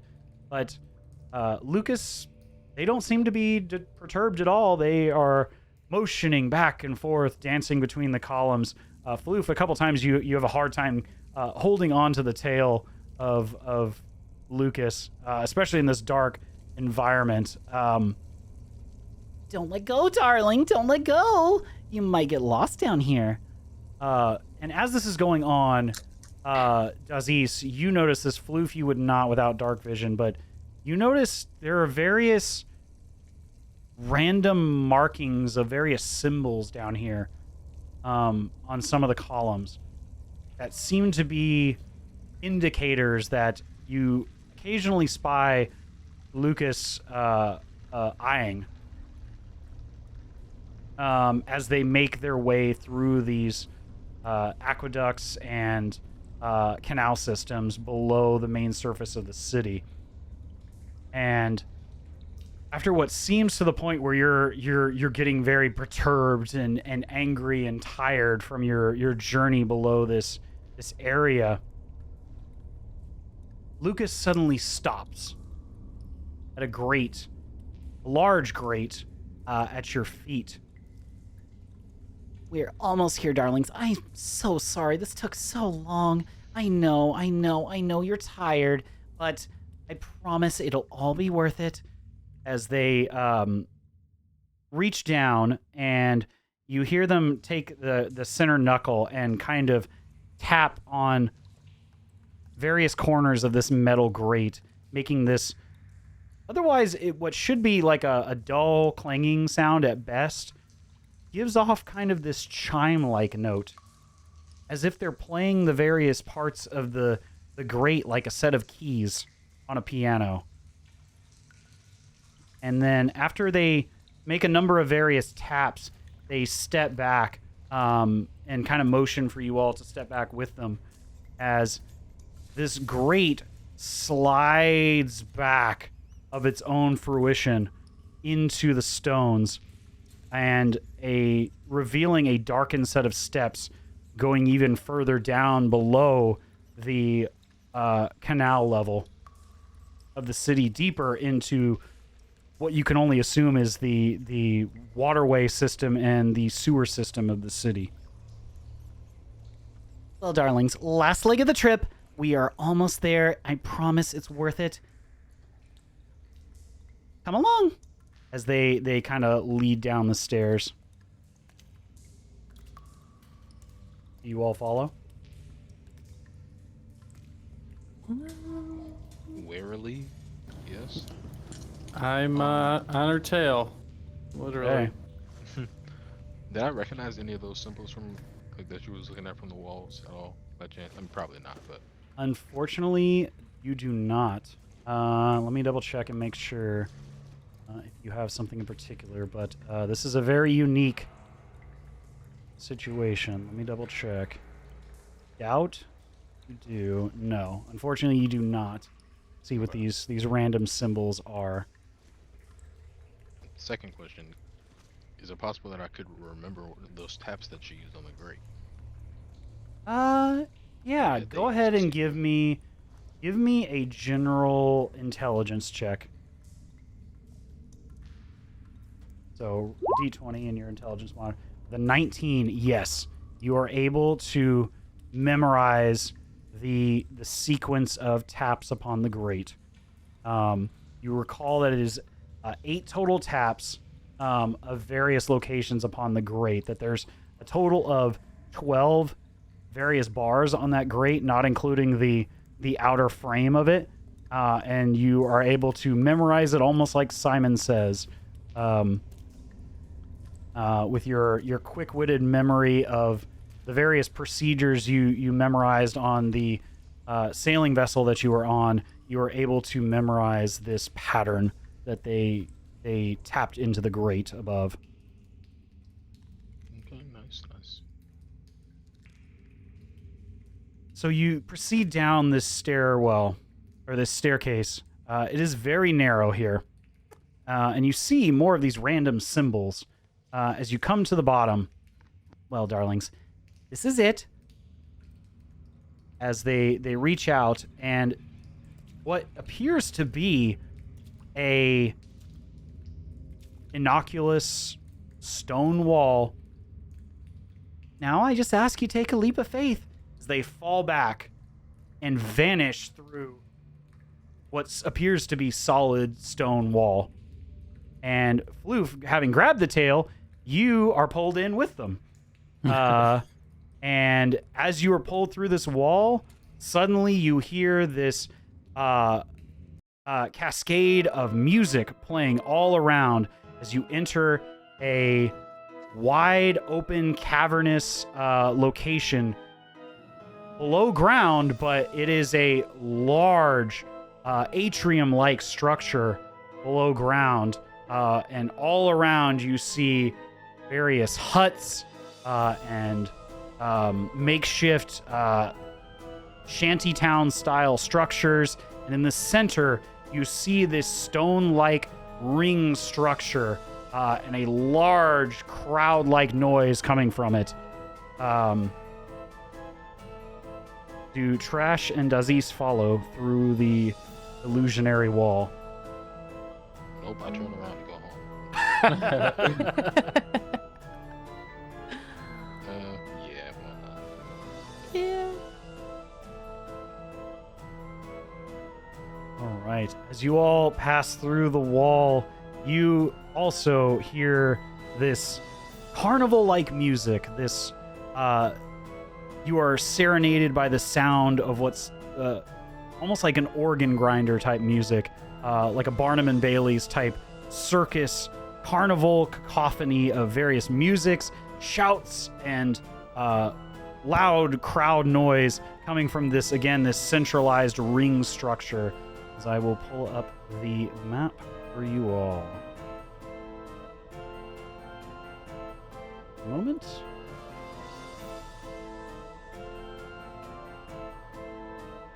Take Lucas's your picture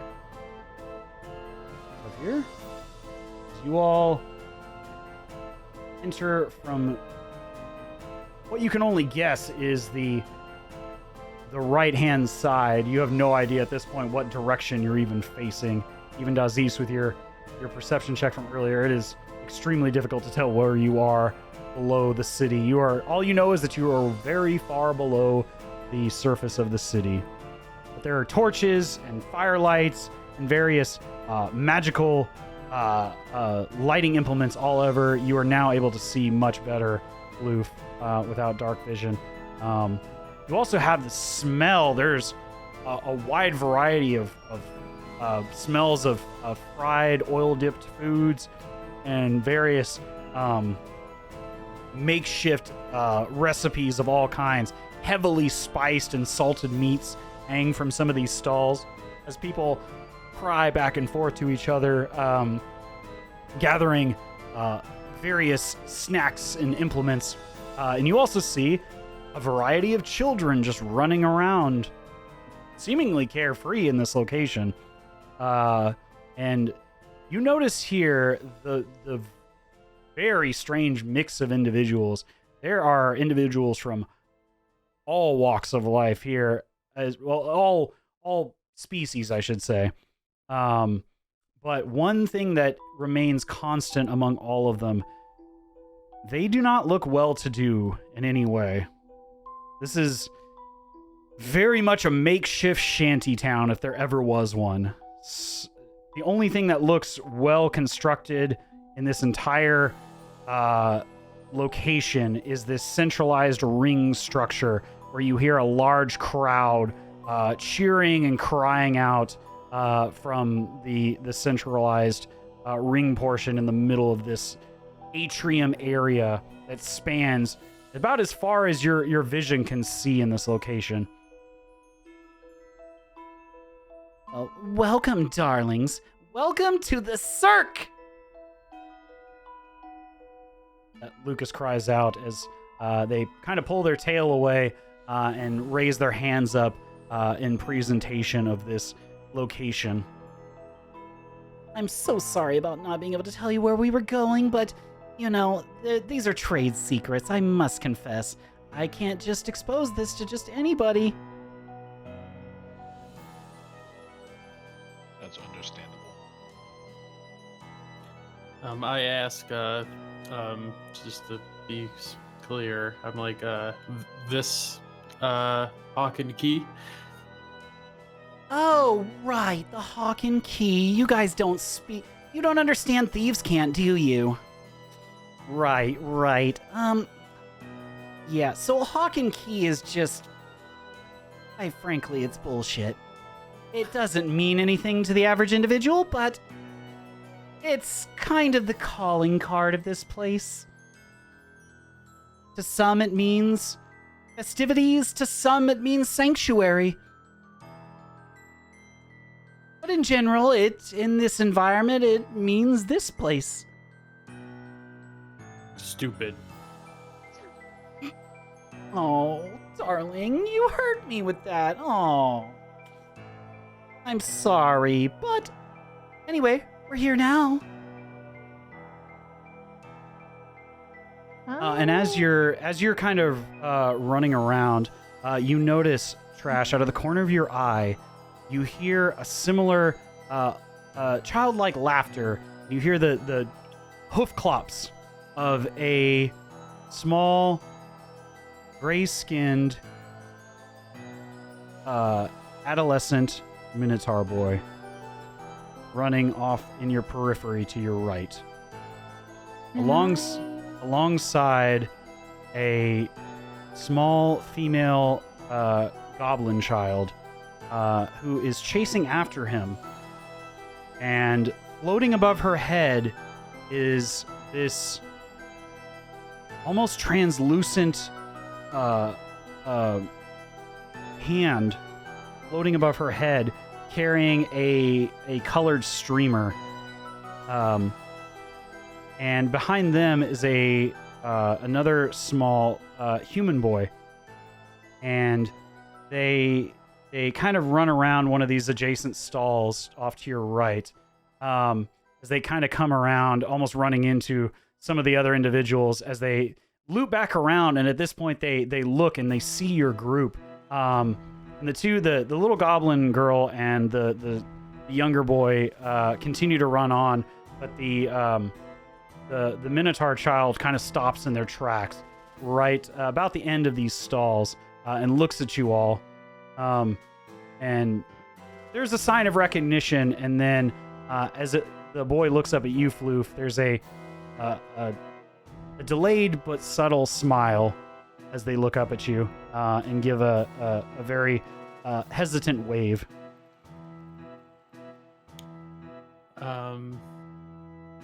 I give him a little acknowledging nod, and then just to make sure that Trash sees him, I kind of gesture at it towards him and say, "Horse boy over there." You hear him kind of. Oh, go ahead.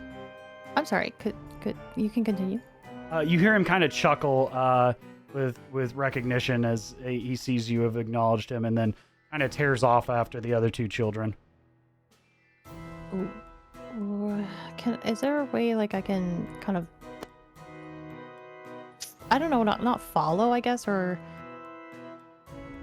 should I just like shout out for them? Like if they're too far away, I just kind of wanted to try to talk to them, I guess. You're welcome to call out. Give me a performance check. See if you can call out to them and performance 21. 21.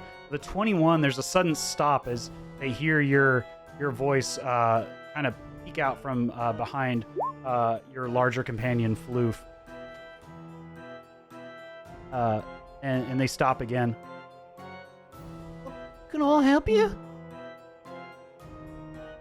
I guess I'll just, because I guess they probably didn't see anything of me from earlier. No, not likely. They would have been more focused on Floof having been grappled Directly by... confrontational. Right, yeah, that would have been their immediate focus, so... Mm-hmm. I guess if I could just kind of slowly approach them, like in a gentle manner, so it doesn't look like I'm aggressively approaching them, kind of thing. Okay. Give me a persuasion check with advantage.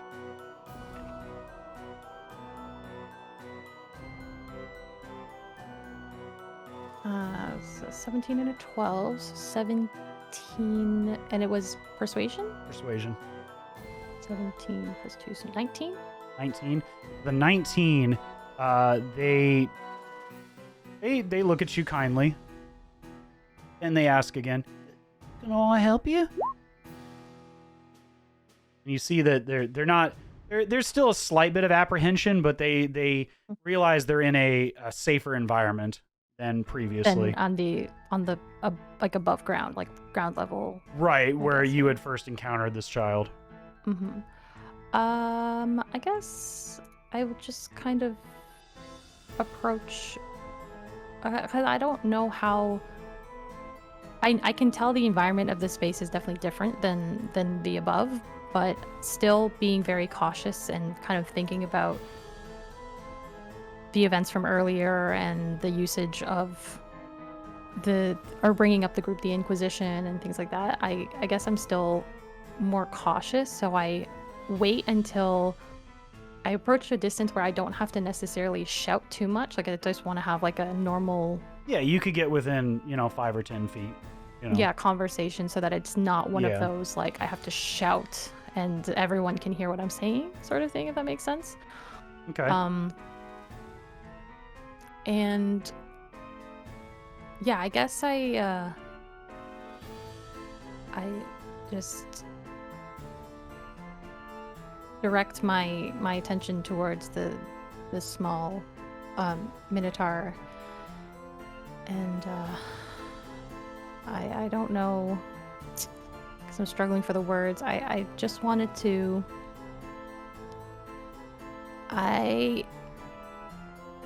I saw what you did earlier with that merchant, and I'm not judging you for looking out for yourself and for your friends, and I know it's confusing to be born with a weird gift. Sometimes it feels like a curse and you don't really understand it. That wasn't me. I'm not saying I wasn't trying to take the apples, but I was. But that's, I don't have any magic. That wasn't me. That was Tarnish over here. And he points to the little goblin girl, and you see above her head, and you recognize this cantrip that they're using. It's Mage Hand. Mm-hmm. And that, Okay. she's playing with the other young human boy, and they're kind of tossing this streamer back and forth, and she's using the Mage Hand to do so. She's she's still learning, but she's got a bit of she's got stickier fingers than I do, and she's not real quite good at it yet. And as he's saying this, you see the Mage Hand kind of flutters and fades for a second, as if they're kind of losing concentration on it. And the as they're going to kind of throw the streamer back to the little human boy, it kind of fades and like falls back and falls into the mud. Mm-hmm. You can see that there's not a full sense of control yet to even this simple spell. Okay. Well, then I appreciate you giving me the information, and I guess I look at her. Is your name Tanis? That's right, it's Tarnish. That's Eric. As she points to the human boy, and That's Reginald. as she points to the Minotaur. Oh gosh. Stop. Oh, sorry. My Alexa device went off. Oh god. That's not the first time that's happened. Apparently Alexa wants to be part of the story. You don't have to write her in now, right? Just Right, canon. yeah. Alexa is canon. I think oh god, now I just had a great idea for if I ever play a wizard character, I'm gonna make I give them a unseen server, and I'm gonna call it Alexa. But anyway, Reginald kind of nods in affirmation to this description. Yeah. Can I help you? And this is Tarnish speaking to you, the little goblin girl. Well, it's nice to meet you. I think your mage hand is very awesome, and I think Oh, thank you. As she tries to summon it again and pick up, and you can see this enthusiasm. The mage hand, which was previously kind of stuttering in and out of existence, comes back, and this excitement kind of makes it a lot brighter as it picks up the streamer out of the dirt. I guess I'll just say, I that's so cool, and I think that's great. I'm kind of like you too. I could do a little bit of magic, but I don't know how I got my gifts either, and it is a gift. Even though some people might try to convince you that it's wrong, or that you don't deserve it, or that it's hurting people, or you're hurting yourself. It is a gift, and I just keep your friends close. I'm so happy you have Reginald and Eric, and really look out for each other. But you gotta be safe. You gotta be safe.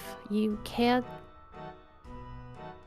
do anything like you did earlier, Oh, I know.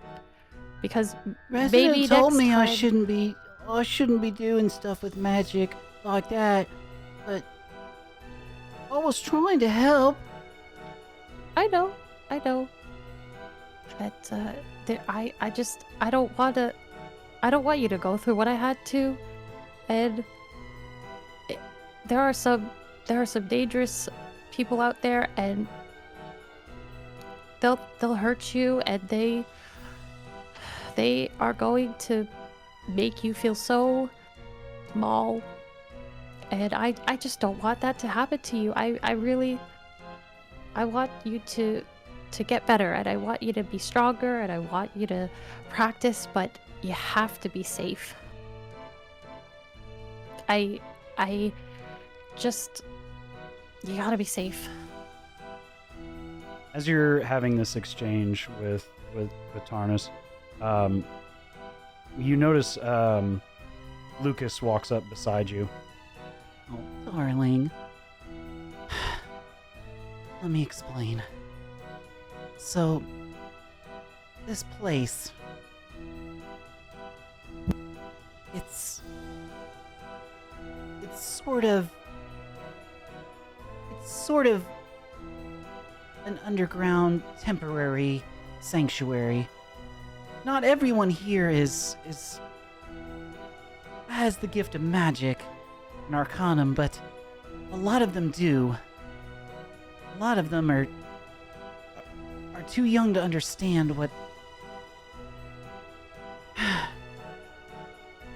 too young to control it. And, unfortunately, that's not the safest thing in this world. Mm-hmm.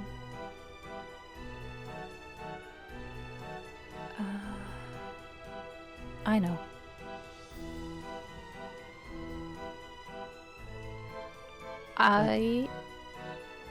Go ahead. I'm just going to do I have any like trinket, any like tchotchke that I might be able to find in my bag, like a very like simple...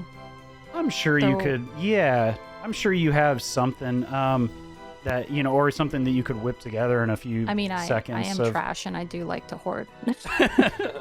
Yeah, I would imagine you could put something together. I won't make you roll for anything like this. We'll say that you reach into your jelly-like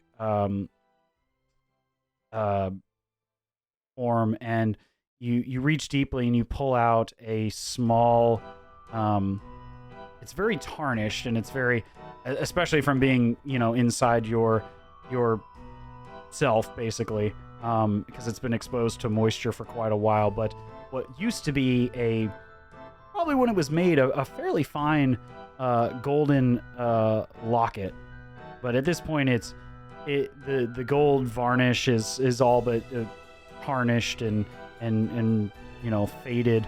But you're able to pull this small trinket out. Can I go ahead and use my... It says it takes an action, so if I could use magical tinkering on this. Sure. What would you like to do? object. It says one of the things I can do to it is I can have it. Oh, I guess it doesn't really make sense for what I need it to do. Because it says you can give it a property of it emitting like odor or a non-verbal sound. Okay. But is that like permanent, or like can you like engage the object and it'll do that? Because I like where this is going, I'm gonna lean on the side of rule of cool. I'm gonna say, because this is a cantrip and it's a class feature, I'll go ahead and say that you are able to, because this is such a small item, you're able to pour. You can do this up to 3 times a day, correct? Or 3 objects? For 3 objects, yeah. 3 objects. I will say, with your remaining 2 charges, you focus your energies, the very core of your energies. And as you're doing this, your otherwise greenish yellowed exterior begins to take on this more aquamarine color as this energy flows through you almost innately, and very much reminiscent of the concentrated elements of Arcana, the very liquefied exterior and color that you saw in the Lunarium. Now your entire body has kind of taken on this colored arrangement and this glow about you. This calming, soothing element, though. It's not the same unbridled, uncontrolled element and color that you saw in the previous Arcana that you've experienced when this innate magic has gone awry. This is very much soothing and calming and controlled as you pump this energy around and you surround this tiny locket. And we'll say, just for the rule of cool and for the roleplay element, what would you like to instill in this little trinket? Just kind of along the lines of what magical tinkering is capable of, just with a little bit of adjustment. So if the locket is ever opened up, or thrown on the ground and it kind of springs open, I want it to emit like a terrible, just disgusting, like rancid odor, just like a disgusting, like fart smelling like odor. And I want it to sound like it's like just a huge like ripping of the, like a huge fart has been ripped. Okay. And I just want to I want to give that to her and just say, for next time, if you gotta create your own distraction and you gotta get away, you throw this on the ground. You throw it on the ground, and it's going to give you a bit of a distraction and hopefully some safety. Thank you. It's beautiful. She takes the locket and kind of hangs it around her neck and stares at the trinket on the end of the tarnished chain. You can see that even though this is a very, like, in any other circumstance, this little trinket, magic or no magic, would have almost no value to the common man. In the eyes of this child who has nothing, it might as well be the world. As if you've given them something that they have never had before. You see the glow in their eyes extend in front of you. This beautiful smile comes across this little goblin girl's face, and you can give yourself inspiration for that one. As they smile at you and nod and show it off to Eric and to Reginald as they all smile at you. And Reginald kind of nods his head and then also nods in affirmation as they look over at Lucas. And you see Lucas, kind of gliding their hand across their eye. Oh, darling, that was beautiful. Oh my goodness. Wow. I kind of I play with the little necklace nightlight thing that Trash gave me The a stone. while the back, little- and I look over at Aziz and just kind of give him one of those looks like, "Yep, we got necklaces, or she gave us necklaces, and you did it."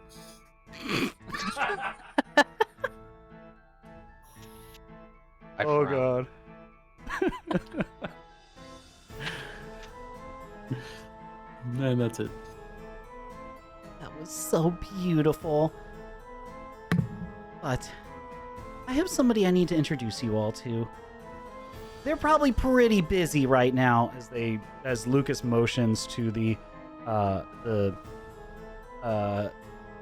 ring-like structure that is directly in front of you all, where you hear loud cheers and shouts coming from the structure. I will say, they're even less trusting than I am. I'm not saying a lot. So, but I can give you the good word. Let's only hope that,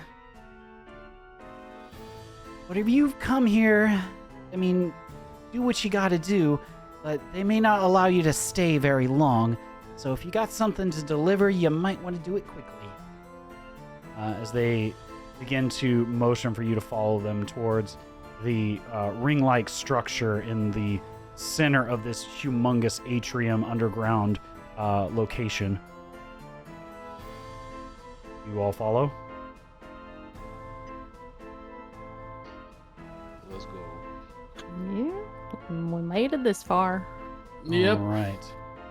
With that, Lucas guides you through the passing crowds of individuals, and as you walk the few 30 to 60 feet to the entrance on this side of the ring-like structure, and as you get closer, you realize this was probably a former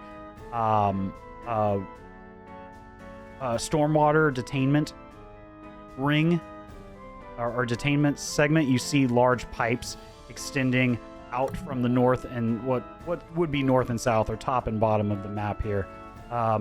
You see on the north side, as you get closer, this secondary kind of well-like structure to allow groundwater to overflow if necessary. And it's kind of a secondary detainment segment, but these individuals are using this as a source of fresh drinking water, like a normal well, but that was not its original intention. And this basically, the more you begin to see that you're essentially in a giant storm vault below the city that has been sealed off to create this shanty town for people to escape persecution elsewhere. And as you approach, you hear these loud cheers and shouts, and you hear the clang of metal, and you hear the loud roar of what can only be described as some sort of creature at this distance. As you all enter, and at this point, there's a bit of a pause as Lucas escorts you all up to some of these makeshift loose boards that have been made into segments of stadium seating in this large ring-like structure. You enter, and he looks at you all. Welcome to the Cirque, darlings! The structure and the place that funds everything you see here. And I will go ahead and reveal, as they bring you up to one of the stadium seats. I will move your tokens where they need to go. at least for the time being. And it is densely packed here, as various people are in this segment of very dubious intent in this segment of the atrium storm vault that you are all in. Go ahead and reveal. Reveal, not conceal. At this point, in the center of the ring, there are a collection of broken and discarded weapons and things of all natures. A bit of blood here and there that is swiftly being cleaned off the walls and the dirt floors of this structure by a troop of various individuals. A handful of kobolds and goblins are vigorously scrubbing it off to prepare for the next segment of this whole performance. And in the middle is a masked individual wearing a metallic mask that is very intricately inlaid with gold and silver. And at this distance, it's hard to see, but you notice immediately that this individual is also of infernal descent, as their reddish-orange tail swings back and forth behind them as they march about in a fanciful manner, presenting to the crowd the next ordeal, the next segment of this performance, if you will. And let me go ahead and show you the mask here. Here as this ringmaster presents the next segment of the performance.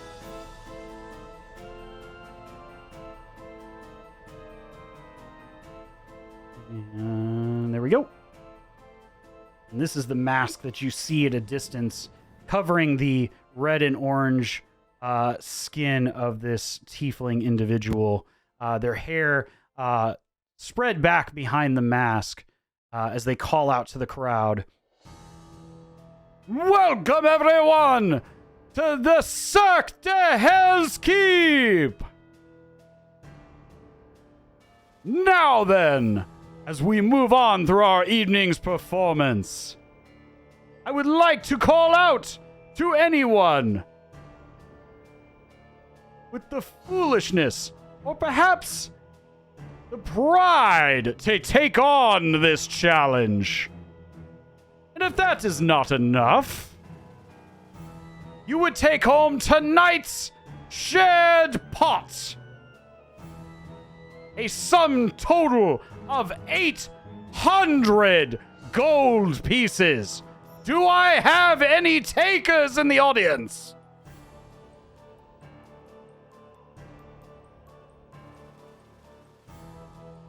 Y'all better stop me. I'm not gonna stop you. I was gonna nudge you. I was gonna say, I encourage violence. I'm kidding. Do we have a sense of what this the ringmaster is referring to in terms of? Give me a perception check.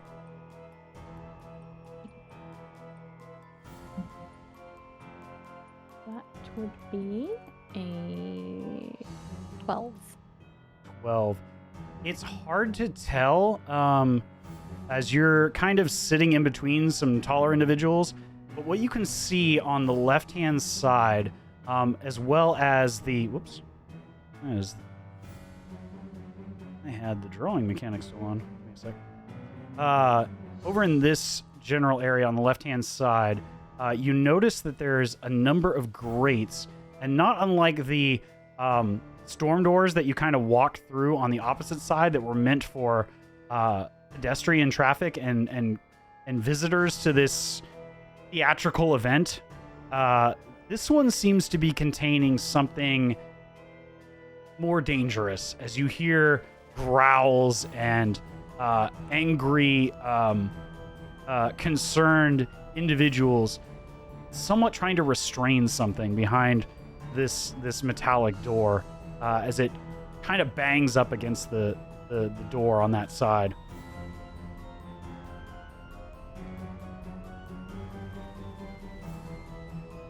It appears, based on just what you can garner from this whole general ordeal, that it's some sort, at least this portion of the entertainment is some sort of gladiatorial spectacle.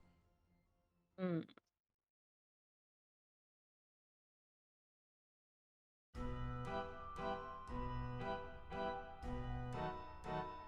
You also notice at this point, while you all were kind of eyeing this for the past, few minutes or so, Lucas has vanished from your company.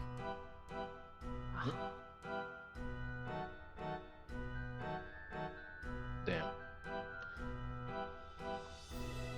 No. Do we have any takers to take on our last challenge and take home the combined pot? 800 gold! I ask, I notice the money and I realize that is a lot of it. So I kind of confidently ask Aziz and Trash, I'm like, we need that money.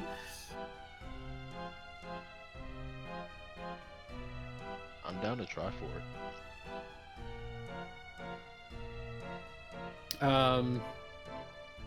I stand up and raise my hand and say, me! As you rise up, you notice around you that there was a sense of hesitation to some of the individuals in this, watching this go down. But as you raise your hand, immediately the ringmaster's eyes focus on you like daggers. It says, "Ah, wonderful! We have a taker! What is your name, sir?" I am Floof! Floof! Come forth and take on this challenge, and perhaps tonight's reward! Crash and Aziz, what are you doing while Floof is... at this point, Floof, you notice, there's stairs just off to the right. Right here in front of you. That lead down to the... I kind of want to try to join. I don't know if they set the limit was one person. He didn't say anything. I guess just seeing that, it's like, well, I guess it's happening. So I just... You notice this drop over from the edge of the stands to the base of where the ringmaster's standing. It's about about 10 or 12 foot down into the base of what would have been this retainage vault for stormwater that's been turned into this makeshift arena. I do like a sick front flip down. Sure. Go ahead and Let's give go. me an acrobatics check. Oh, don't embarrass yourself. 15. I might. With ease, you drop down and slide across the wall, grabbing onto one of the torch sconces and stepping down into the arena, approaching your companion, Floof.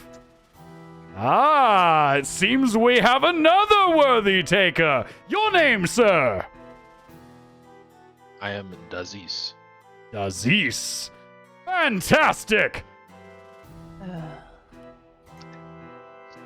just...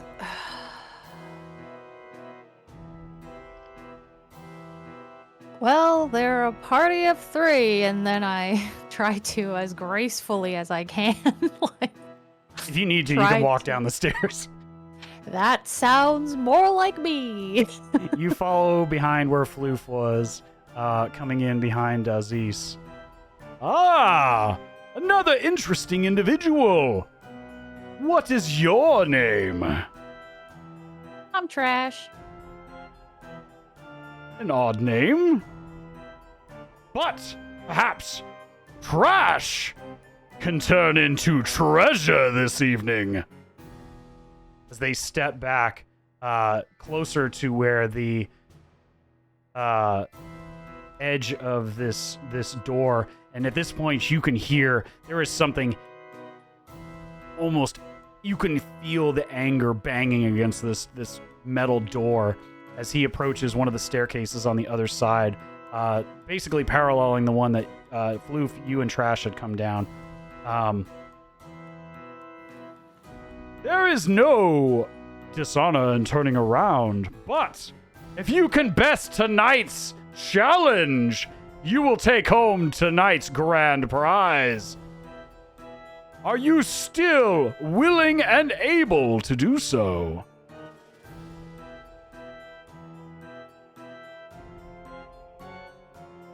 He's looking at you all for affirmation. Oh yeah. Let's go. Excellent, yeah. excellent. Well then, we have our trio of intrepid individuals come to us to take on tonight's challenger. A beast of another world. A creature of another dimension. Oh, Lord. A creature the likes of which no one has seen among the Cirque before. Now, without further ado, I welcome you, this creature, this beast of the night. And as you see this, two small goblins pull apart these thick iron barricade bars on either side and then immediately jump into the stands as this creature comes barreling through these metal doors, almost breaking one of them off the hinges. And at this time, I will ask you all to roll initiative for me, please. Oh.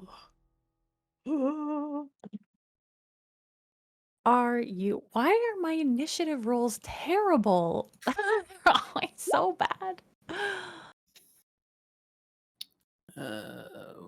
Okay. Oh, sorry, my shit's bugging. I say hot 9 for me. Let's go. Nice. 3, Floof's got a 2. Crash, you have a 9. Yes, and so before we jump into this in earnest, I know we hit level 3, but based on the artificer feat that I took, with the kind of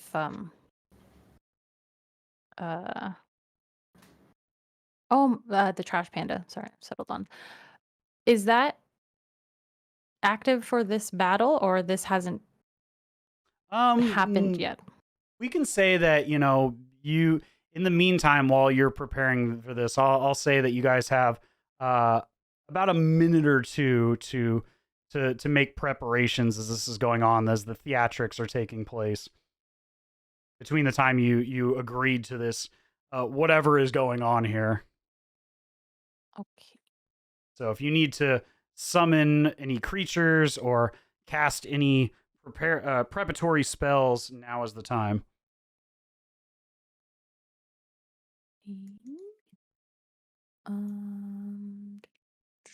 Says in combat, the defender shares my initiative count but goes after me, if that helps you for setting up. Right. So you would just, you would, make the movement. Let me go ahead and I'll put another token. Let me see. I completely forgot to do that. So you wanted it to, what did you want your defender to look like? It looked like a trash panda. That's right. And Okay. for flavor, to make it make sense, I can pull it out of the bag of holding. Okay, fantastic. Give me just one moment. We got to make a quick token. And then before we start, I need to use the restroom as well. So, Yeah, that's actually a good call. I would So, also. Yeah. while I'm doing this, if you guys want to take, why don't we go ahead and do that? We'll take a quick bio break. while I do this, and then use the restroom as well, and then we'll be back in, let's say, 5 or 6 minutes. Okay. Okay. As the ringmaster engages and orders the groups of small goblins and kobolds, they rip open the doors, and this black-skinned creature with a canine head leaps out. And as you see it in the light, you notice this is no mere normal canine. This large creature, this slippery black flesh, canine head, 6 legs, and several long tendrils ending in spiked, serrated tentacles, comes leaping out, howling and growling at you as it stares across at you. And we'll pull up their token.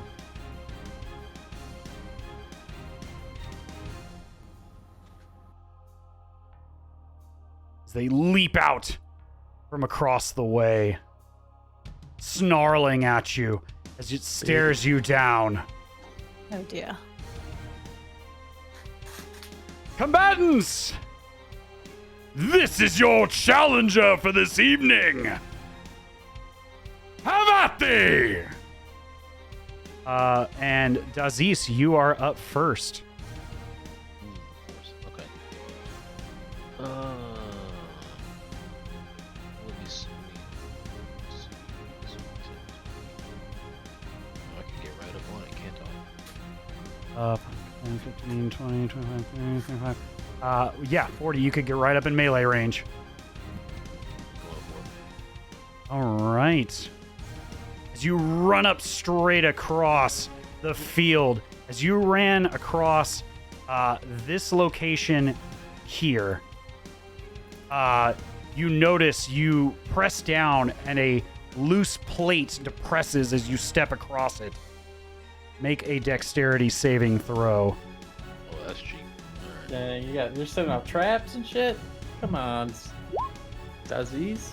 The 13, you barely duck out of the way as this large jet of fire shoots up as you run across it. And you do not take any damage, but you feel the heat as it jets up almost 6 feet in the air around this square right here. Alright, well now I want to ask if there's a rule I can make to see some more traps, but I guess we got to do that on the next turn. From where you see, there's really no indication. Okay. You know what? I'll give you. Well, no, that's more of a feature for certain classes or a spell. I would say, based on surface level, it's extremely difficult to tell. All you know is that there's this jet of fire that is coming up in this location. Alright. But you are able to proceed unhindered. Whoops. Rid of that, and you can move right back to where you were.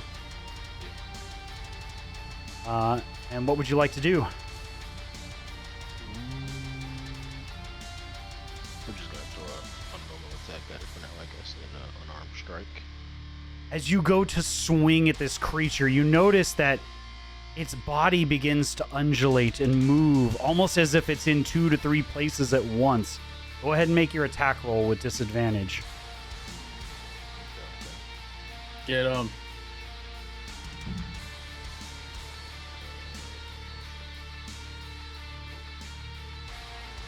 Oops.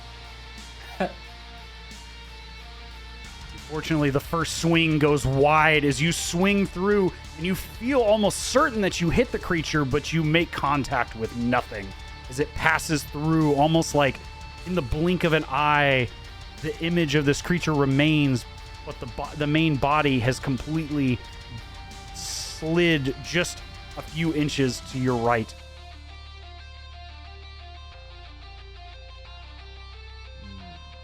Okay. I still have a bonus action, right? You do.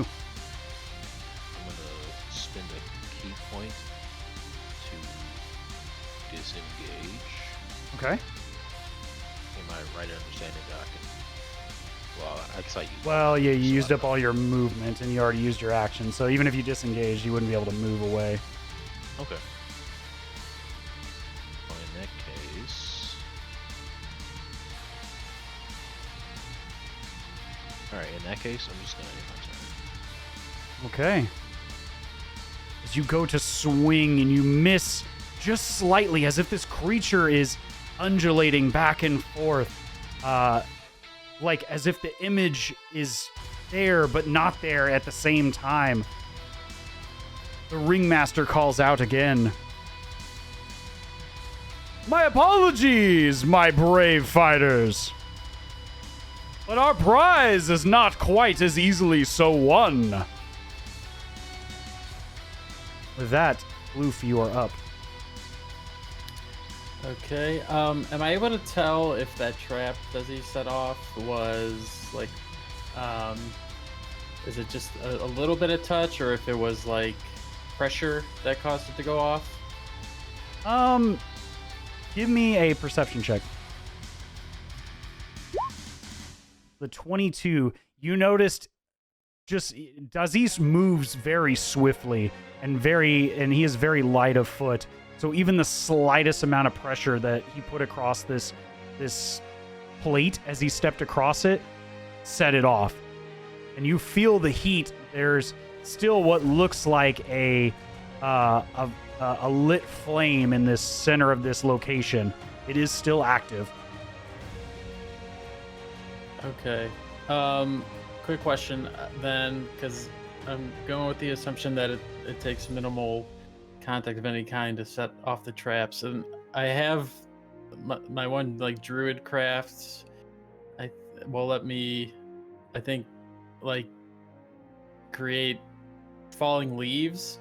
Is that something, I don't know, like the area of effect on that, if I could drop some in this area to see where the traps are? Yeah, you could go ahead and drop leaves in a is it 5 foot area, or what? What's the range on Druidcraft? It says 30 feet. 30 feet. So you could go anywhere. Each square is 5 feet. So anywhere within 30 feet of you, you would be able to drop the leaves in a 5 foot square. Where would you like to drop them? Okay, so I'm gonna move in the same path as he did right before that trap. Okay. I'm suspecting that area up into that thing is safe, and then I will drop the leaves there. Directly on the space that lit up with fire? Or yeah, the one kinda, behind it? So, okay, so my range is 30 feet, but I can only pick one square. Right. Is that... Okay.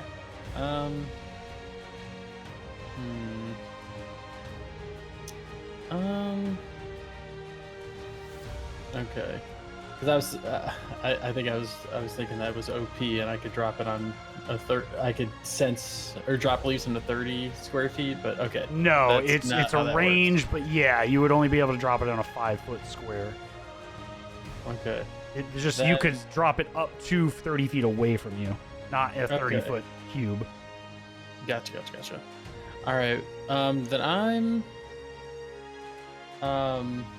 stopping here right before the trap, and I'm going right for it. I'm moonbeaming the monster. Okay. You call upon your druidic magic as you begin to cast the spell.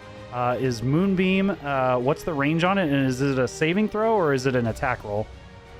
It says the range is 120 feet, and attack, it says attack/save, Constitution 14. And So it is must a make a Constitution saving throw. Okay. Constitution saving throw. Got it. All right. So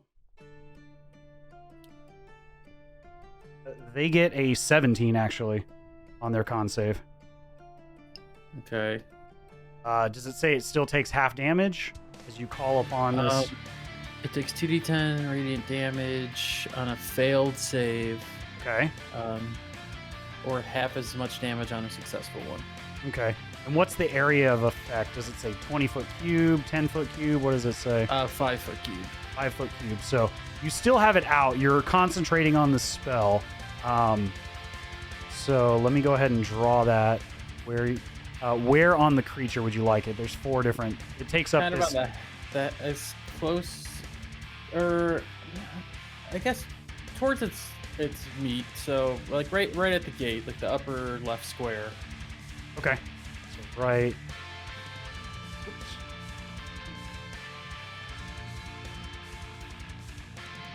Right there. Yeah. Okay. You drop as this energy collides down upon this creature. Go ahead and roll the damage. So you'd roll 2d10. What does it say? 2d10 plus your modifier? I think it's just 2d10. That was the total of the 2d10 was 8? Yeah. Okay, so it would take 4 damage because it succeeded. Okay. The searing energy of the called upon moonlight comes down from the rooftop, seemingly out of nowhere, and sears the flesh of this blackened canine-like creature. You notice the undulations, Dazis, at this range begin to fade for a bit as this creature begins to solidify in a singular location in front of you.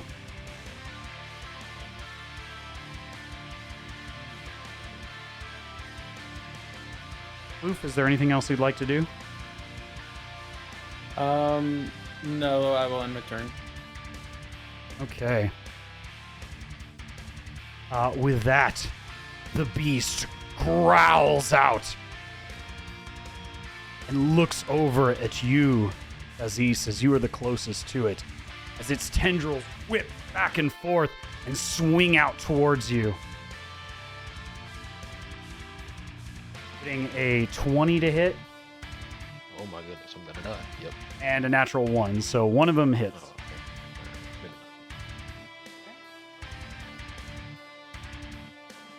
enough. You take 5 points of bludgeoning damage and 2 points of piercing damage as the tendril rakes across your shoulder.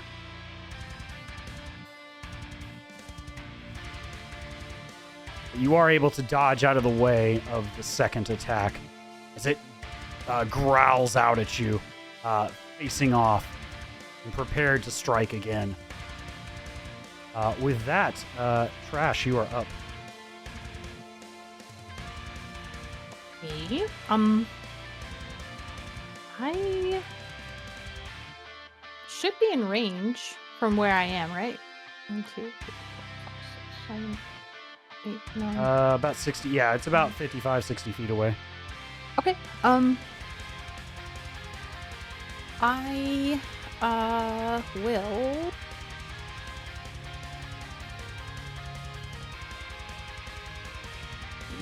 Yeah, I don't want to get too close to it yet, so maybe I will.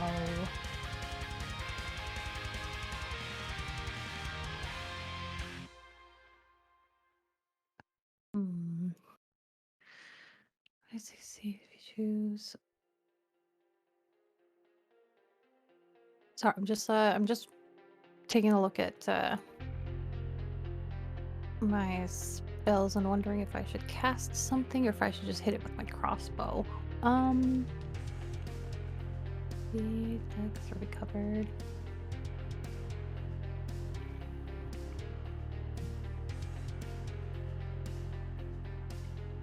I will try to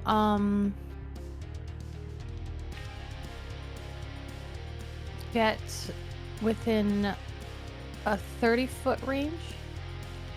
Okay. So that would bring me to, what's that, like 1, 2, 3, 4. There's 1, 2, 3, 4, 5, 6. So I have to walk like one more to be within 30 foot like this? Yes. Yeah, right there you'd be able to. Okay. I will. I'll try. I don't know if it'll will really work, but I will try Tasha's Caustic Brew. So I'm going to try to hit it with a stream of acid. So it emanates for me in a straight line towards it. Okay. And it just has to succeed on a dex saving throw. Dexterity? Yeah. Okay. Probably wasn't the smartest thing. It succeeds with a 21. Yep. Dang. Anything else you would like to do as you fling out this line of acidic liquid, but the beast ducks out to the left-hand side, growling at you as the tendrils flare up overhead. I can I think I was looking and for my defender, so for Oh, that's right. I'm sorry. I didn't even put your defender on. As Oh, you it's okay. before the battle started, your come on. I'll assume it followed behind you. Your Trash Panda defender. Ah, it's so cute. Your little slime covered, I would assume some sort of slime-esque shaped raccoon follows behind you. Oh, cute. Yeah, so for this creature, it has to I have to use my bonus action to direct it to take an action. Okay. So, I'm going to bonus action I need a name. I'm gonna come up with a name. I'm gonna tell it to just attack. I think one of its actions is called. Its attack is called the Force Empowered Rend. It's a melee, so I'm just gonna tell it to attack on its turn. Okay. All right. So it's holding its action till its next turn to run up and attack the creature. Mm-hmm. Okay. Can your creature, can it take actions? Does it have normal actions or what? Yeah, so it's Does it says have a that- movement speed? Yeah, it has a stat sheet. Okay. So basically, if I don't direct it to do anything, then the only action it takes on its turn is the dodge The action. dodge action, yeah. Yeah, but it has a movement of 40. 40 total. 40 total, yeah. So if you wanted to, you could command it on this turn, just to help you out. You could command it since it moved. I would assume you summoned it beside you, so it would have taken 5, 10, 15, 20, 25. So you still have an additional 10, 15. And if you commanded it to take the dash action, you could get right up to it and be prepared for the next turn. Okay, sure. Yeah, I'd like it to get as close as it can within melee range so that it's ready to attack. Okay, you have control of it, so you can put it where you would like. Okay, I will put it not really knowing where it's gonna go. Oh, actually, it's not letting me drag it, so. Oh, what the hell? You should have control of it. Let me double check. It can be edited and controlled. Weird. Hold on, let me try one more time. Put under all players.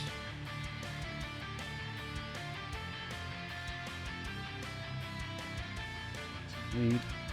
Put on the board. Try one more time.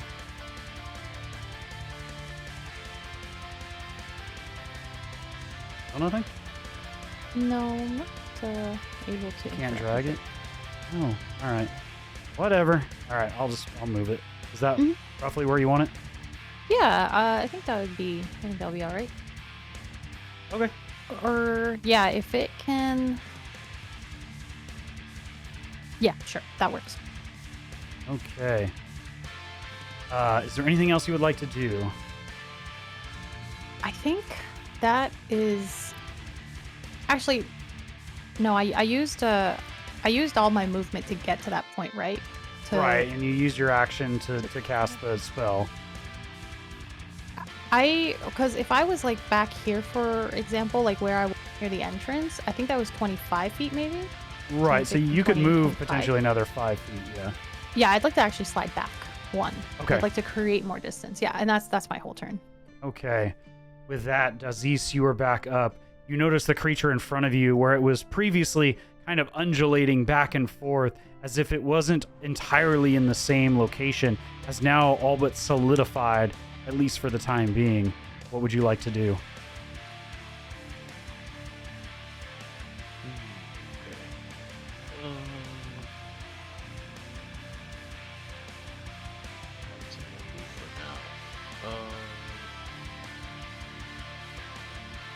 I guess for now I'll start with trying another attack since it's maybe a little more solidified. Okay. With my quarter step, I guess. All right. Go ahead and make the attack roll. This time, just a normal attack roll.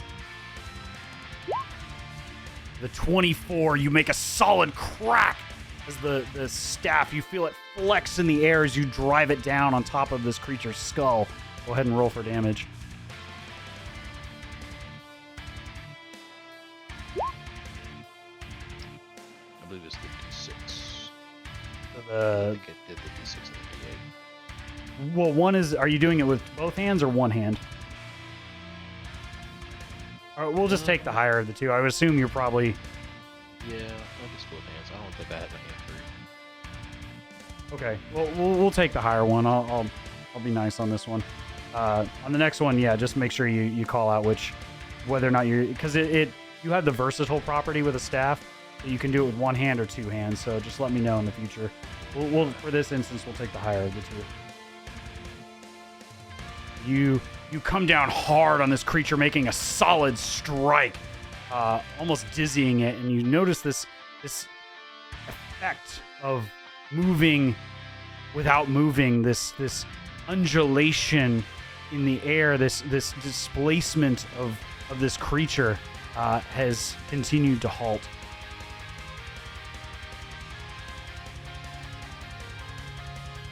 Alright, and in this case I will spend a key point to use Flurry of Blows Okay. to make 2 unarmed strikes with my attack. All right. Go ahead and show me the unarmed strikes. Go ahead and roll both the attacks to see which ones hit, and then we'll roll the damage.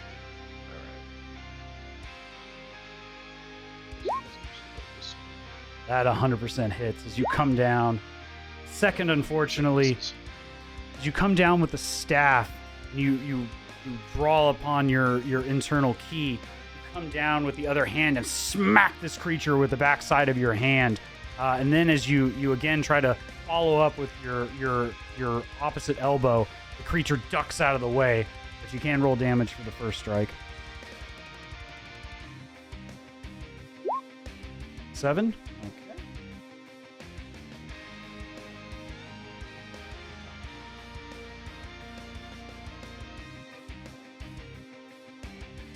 Creature shakes its head back and forth and growls in your direction, baring its canine-like teeth, and behind that you see these other fangs that are abnormal even for a canine creature. Is there anything else you would like to do?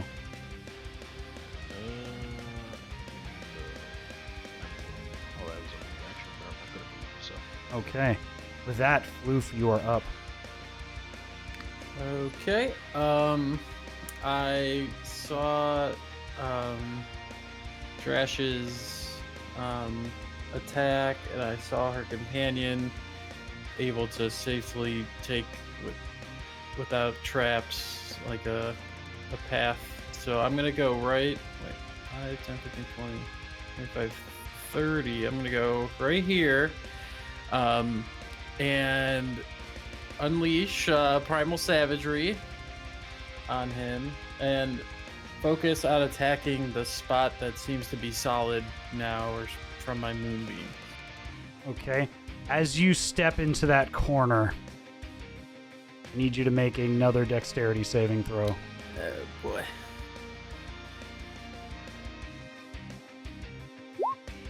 The 19, you dodge back out of the way as a serrated saw begins to spin out from the wall, sliding through what looked like solid rock previously, sliding straight through this illusionary wall. Dodge that shit. You don't take any damage, but you see the blade continue to spin and then slowly drift back into the wall in this location. Okay. But please repeat for me. You were going to use Primal Savagery. You're still within melee Yes. range at this on that corner. Yep, that's aiming, and I'm not sure that it matters at this point, but my instincts are telling me to swipe at the area that my moonbeam hit. Okay. Moonbeam, does that to reactivate your moonbeam? Does that take a bonus action or action? Because you still are holding concentration.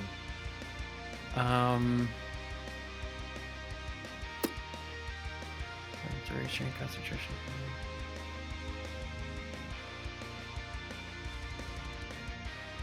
And 2 turns after.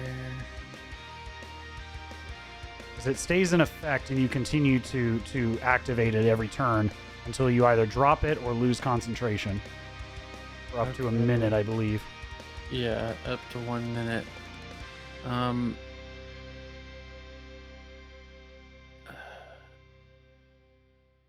Sure. Yeah, I don't know. Let me look at your. From what I remember, it just makes it has to make the saving throw again. Let me double check.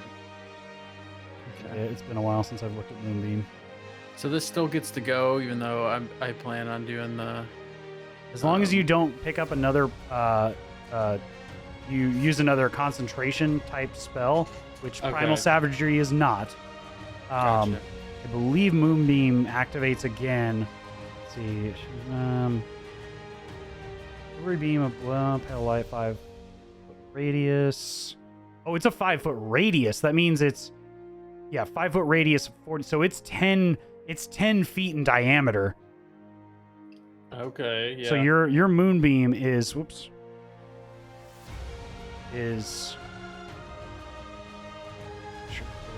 actually encompasses the whole creature Let's go. because it's 10-foot radius. Ooh. I thought it was Fuck bigger than that, yeah. but I hadn't seen moonbeam in a while. Let's see. You're making a saving throw. Also, when you use a spell, either hit the cast button or make sure you mark off your spell slots. Okay. Let me... I already marked it. Oh, thanks. Yeah, Shame Changer makes it the saving throw, just fails. On each of your turns after you cast a spell, you can use an action to move the beam up to 60 feet in either direction.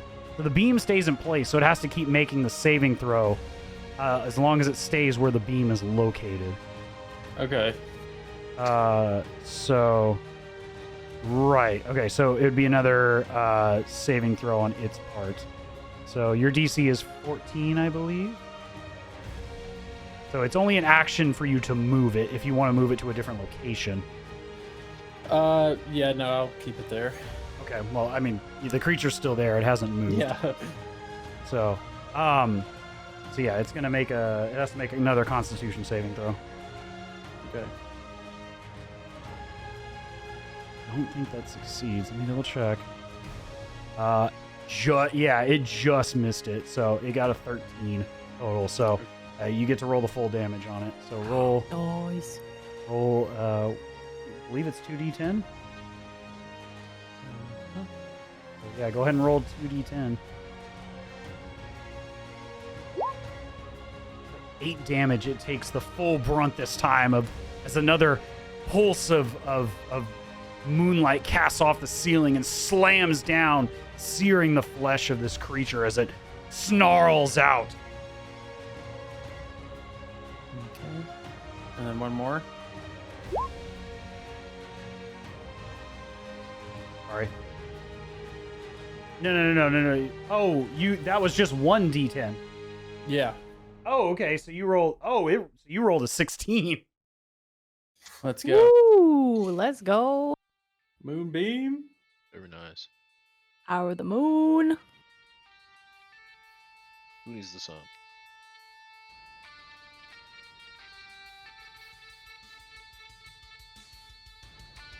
The beam casts down hard upon this creature, searing its flesh as it snarls and shakes back and forth, angered by the pain that this column of light is causing.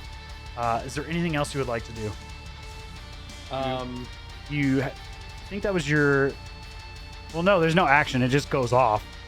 Yeah, so I'll hit him Still- with the primal savagery. Okay, go for it. All right.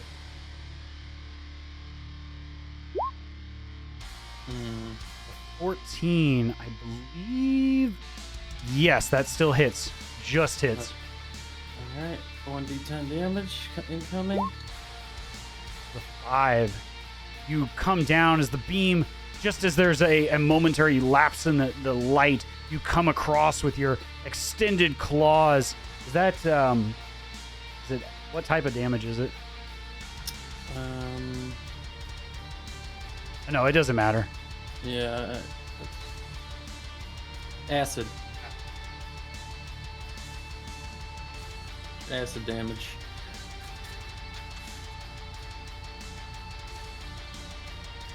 All right.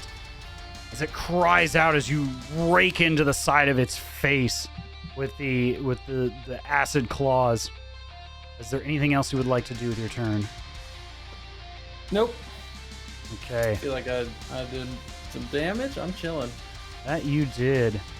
This creature is looking quite... it's looking bloodied at this point. You're seeing the signs that your assault is having on this creature. At this point, the creature is... you begin to see Daziz and Floof at this distance. That undulation begins to continue again as the creature, the movement side to side, as it appears to almost be in 3 places at once, as it leaps over you all. You do get an attack of opportunity on it as it leaps over beside you, Trash. But yeah. Floof, your Steel Defender, and Daziz. Does your Steel Defender get reactions? It has a reaction. The reaction is it's deflect attack. So it says it does a disadvantage on an attack roll of one creature that it can see. Okay. Oh, but it has to be within 5 feet of it because it leapt. I don't think Right. it can still take that reaction, and I don't know if it has the reaction to attack.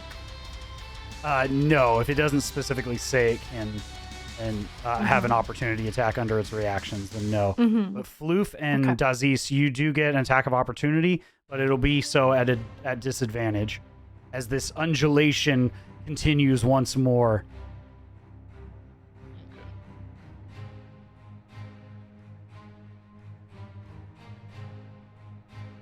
Disadvantage.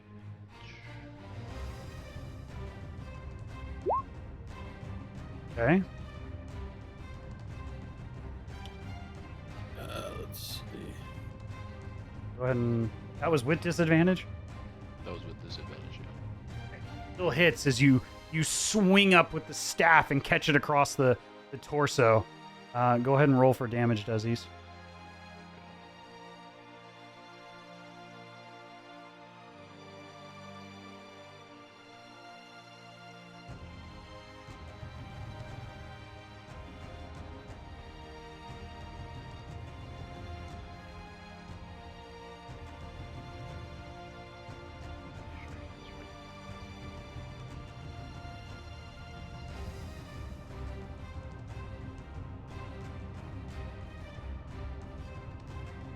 I would say this is maybe a one-handed attack since it's unexpected. Okay. Yeah, go ahead. So it'd be the first of the two. Yeah. So I was trying to split it up to where it only rolled one, but I can't seem to figure out how to do that. Right, so it'd be the one-handed, which actually was better this time, so 7 damage. Break the staff across its ribs, and you hear a crack as it leaps out of the...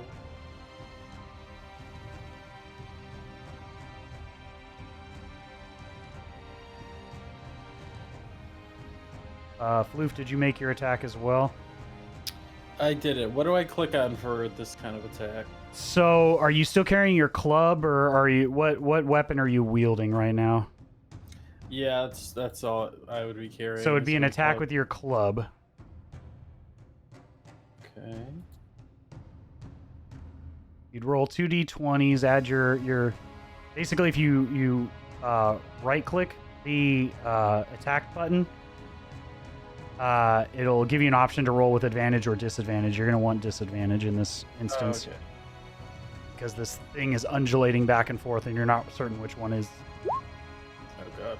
11. Unfortunately, you swing up with the club, and as Dazis manages to find purchase on one of the creature's ribs, yours passes through what you think is the creature, but the club goes straight through this delayed image of it. Bummer. As it lands beside Trash, you see this undulation begin to stop as the creature solidifies once more.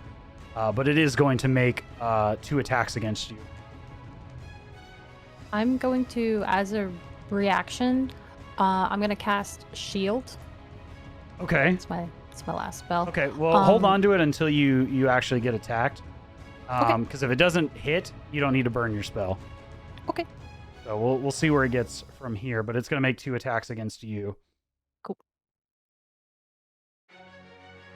One being a 10, which I don't think hits you. No. The other is a 16. 16 would hit. Okay, so at this point, if you wanted to use shield, you could. That would raise your AC up to whatever it is. Then plus it wouldn't 5. have hit, yeah. So yeah. You raise up your. Are you gonna? Yeah, I'll. Okay. You raise up your hand, and this arcane energy comes down as this tendril slams down against the shield and is brushed aside, slamming against the dirt. At this point, the creature is going to. Let's see.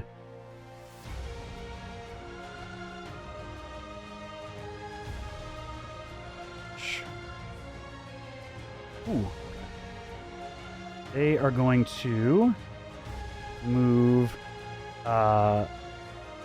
over here into this corner, and since you burned your reaction, you would not get I don't get the attack of opportunity. right, because you already burned it with shield. As it steps away behind or out of the way of where you were attacking. But with that, you are up. It is your turn now. It actually worked out better for me because I thought I'd have to take additional damage to get back into ranged with it. But I will aim my crossbow and I will try to shoot it with my crossbow. Okay, go ahead and give me the crossbow attack. You've got to be joking me. Well, that was a 1. Unfortunately, you go to fire the crossbow, and the string across the back of the crossbow snaps as you go to fire the bolt. Brother. Okay. There's not much else I can do. I will, at least, using my bonus action, get command Trash Panda to try to attack the creature. Okay, so you're going to command them to attack. Yes. Easily, you can go over here. From where do you want them specifically? Which area? I guess. I guess I should say, what is the path they are taking? Yeah. I guess just in case I need to create like some I wanted to maybe get in between me and the creature in case it has to attack again. I'd rather have my steel defender be the defender and kind of. Do you want them in so between you and the creature? Yeah. Okay, so you want them somewhere here or here? Yeah, so they going have straight across. They have a 40, so they can kind of, I guess, maybe get to within melee range of it because they'll need to attack it. So I guess I'll have to go 1 square up. Okay. All right. All right. And are they going to attack from there? Yes. Okay. Go ahead and show me the attack. Please let the Trash Panda kill it. That'd be... Oh dear. Great. Okay, so its attack is to hit is roll. That's still a shit roll, but 3. That's not gonna hit. It's just it was a 10. And unfortunately, it swings wide. This beast is quite agile, and it is easily able to move away and prepare its next assault. Is there anything else you'd like to do? No, I guess I'll have to hold. Okay. With that, Dazis, you are up. Okay.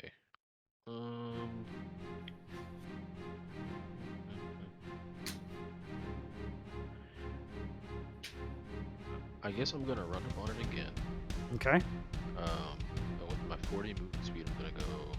Oh, Jesus! Actually, hold on, let me wait. Because there's traps.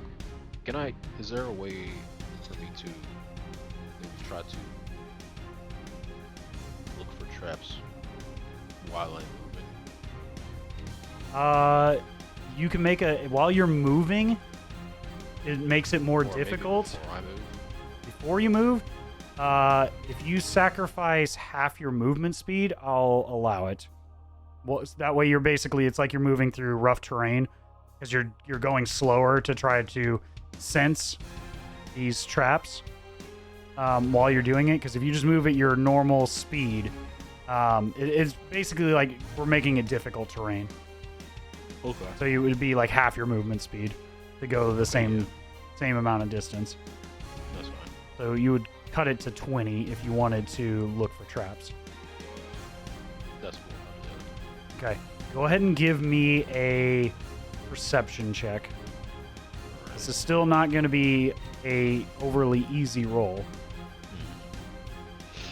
Better than trying not to get burnt with a spear. 19.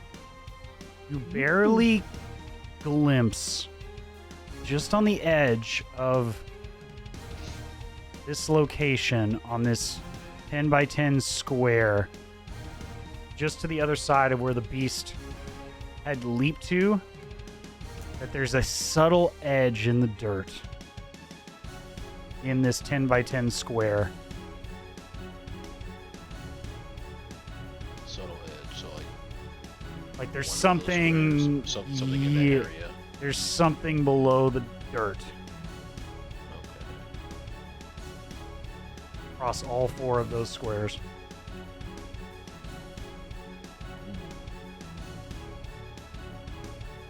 Alright, well that makes 20 feet. Not really enough, but what's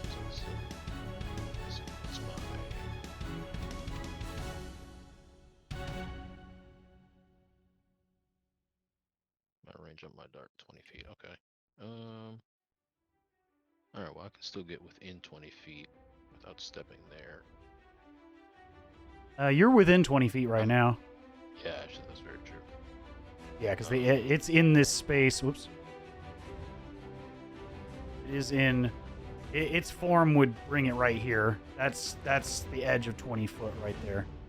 Yep. I'm gonna go ahead and attack right now since I'm within range with my dart. Okay. Show me the dart.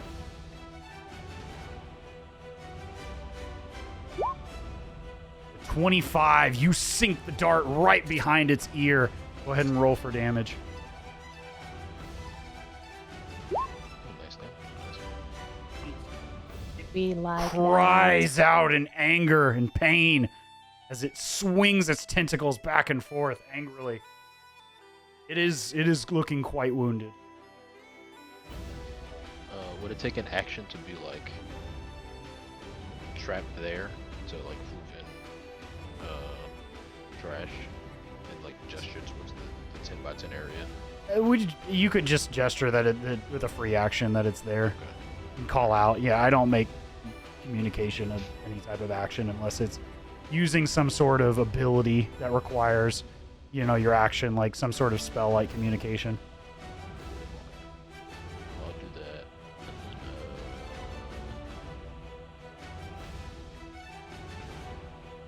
I get closer than 20 feet. I guess.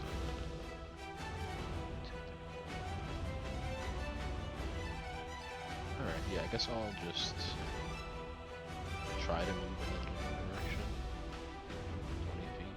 This is 5, 10. I guess 15. 15 and 20. You're good. I don't think I can use my bonus action or anything since I'm away from it. So I think that is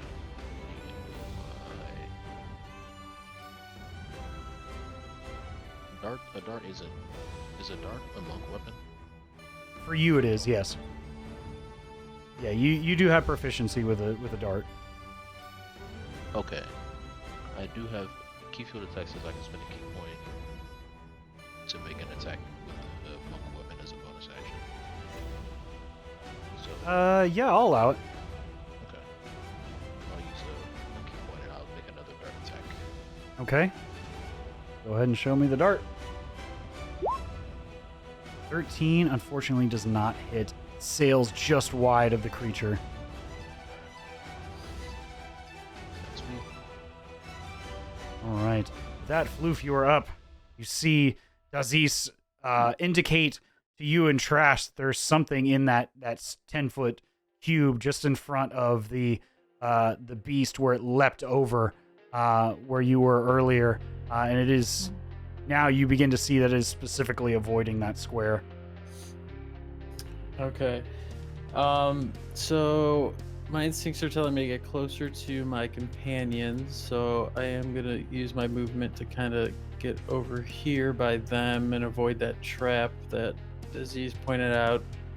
And I am gonna, I don't know, take a stance and move my moonbeam. Okay. Which has, I think I can move it up to 40. So I'm just going to recenter it directly on top of the enemy. Yeah, with ease. Put it on top of the creature. So it needs to make another Constitution saving throw. It fails with a nat 1. So go ahead and roll the damage. This thing is not doing well. Yeah, this is a sorry ass little monster.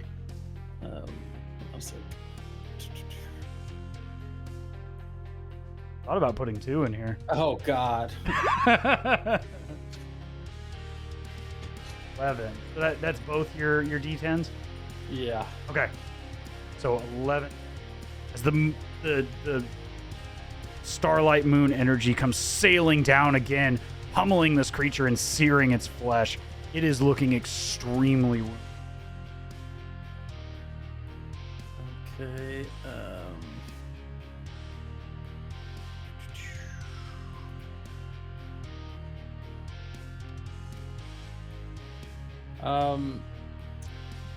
Noticing that the moonbeam. Well, noticing that the creature's weak and that my moon. I'm thinking maybe it's losing its power or something. I'm gonna cast infestation. That'll get. Will that get rid of my? Does it say concentration under? Well, does it say concentration? Is there a concentration cantrips? Let's see. I don't think infestation is. One action, 30 feet. Cause a cloud of mites, fleas, and other parasites to appear momentarily on the creature you can see within range. The target must succeed on a Constitution saving throw, or it takes 1d6 poison damage and moves 5 feet in a random direction. Move its speed. Okay. Right. Okay. Okay, so it needs to make a con save for the infestation. Holy fuck, this thing can't make a con save. It fails miserably. As you see tiny little fleas begin to crawl across it and begin biting in all directions. Go ahead and roll 1d6 damage. 2d. Fleas bite and draw further blood from the wound.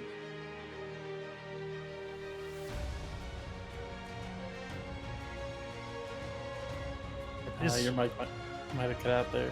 What's up? Oh, I thought your mic cut out. Oh, no. I just stepped over to keep track Okay. of the creature. At this point, roll me 1d4 to see where the infestation pushes this creature. So basically, north will be 1, east will be 2, south will be 3, and west will be 4. The It's going 2, east. Or wait, 2 south. no, 2 would be east. It's going in a clockwise direction.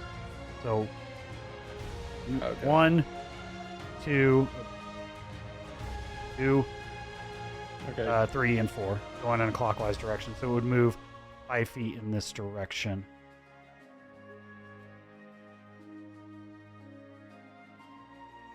All right.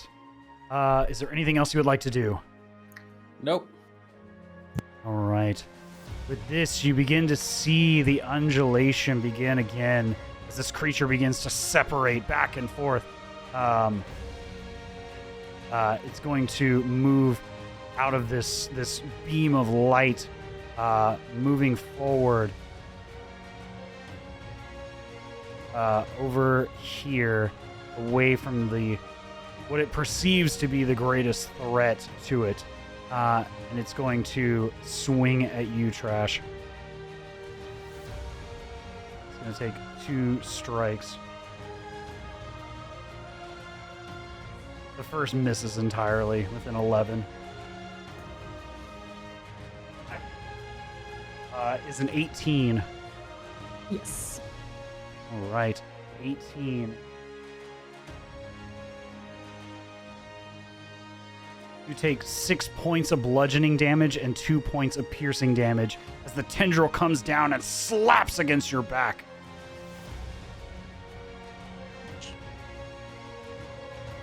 Give me one moment. Let me look at something.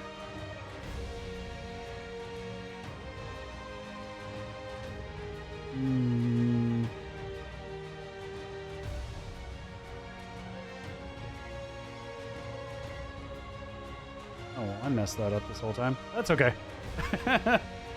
We'll ignore that. Not think about that. But anyway, at this point, it is. Let's see. What do I want to do?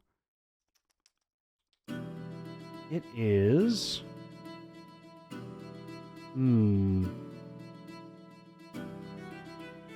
Let's see.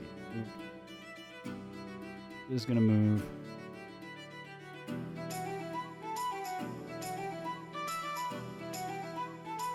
It is going to leap in this direction to the corner with the last of its movement. Trash, you would get an opportunity attack. Okay. Does that have to? Is that like a weapon attack, or is that like just an unarmed strike, or how? Do you have a melee weapon equipped? I do. I have a dagger. Okay, then yeah, you would make a dagger attack. Okay. It would be at disadvantage though, because it is back to displacing back and forth, moving through. So you would attack at disadvantage. Yeah. That's probably not gonna do it. 16. 16 with disadvantage. Yeah. This with a 16 still hits. Go ahead and roll for damage. It does. Okay. Yep.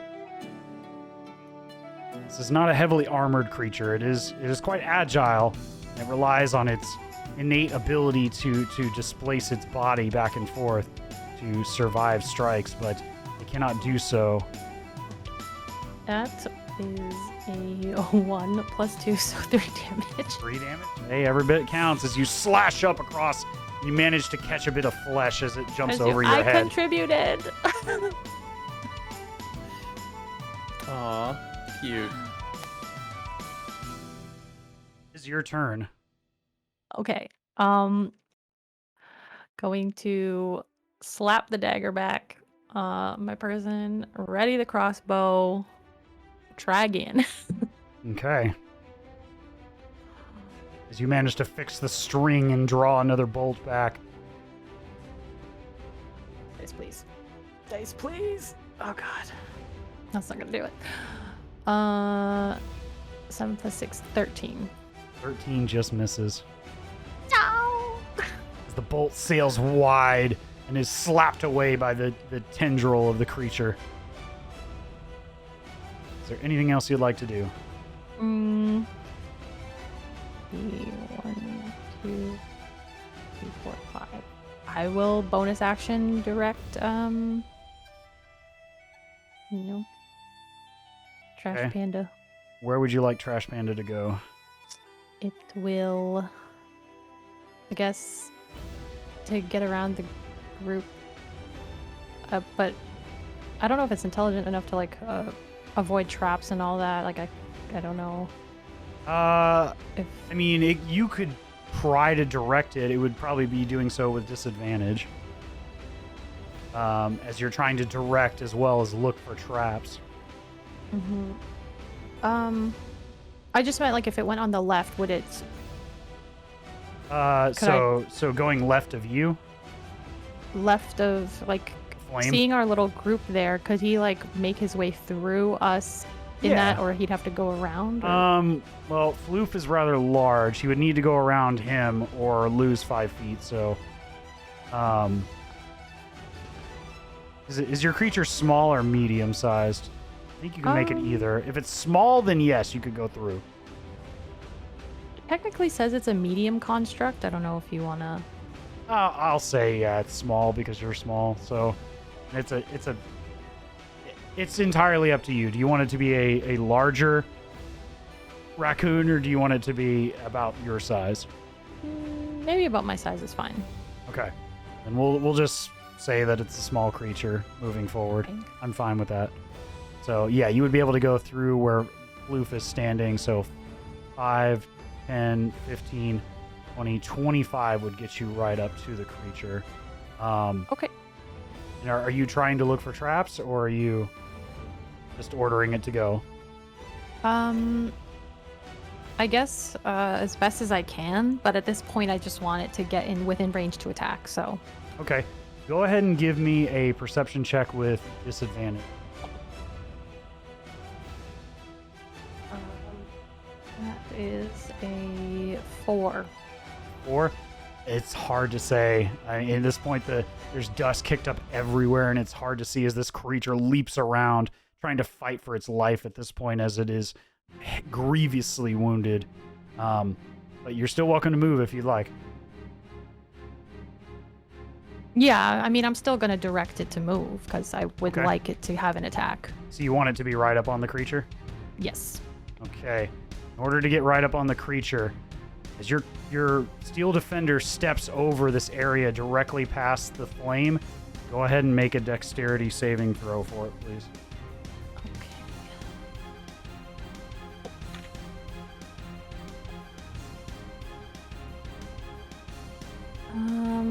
That is. I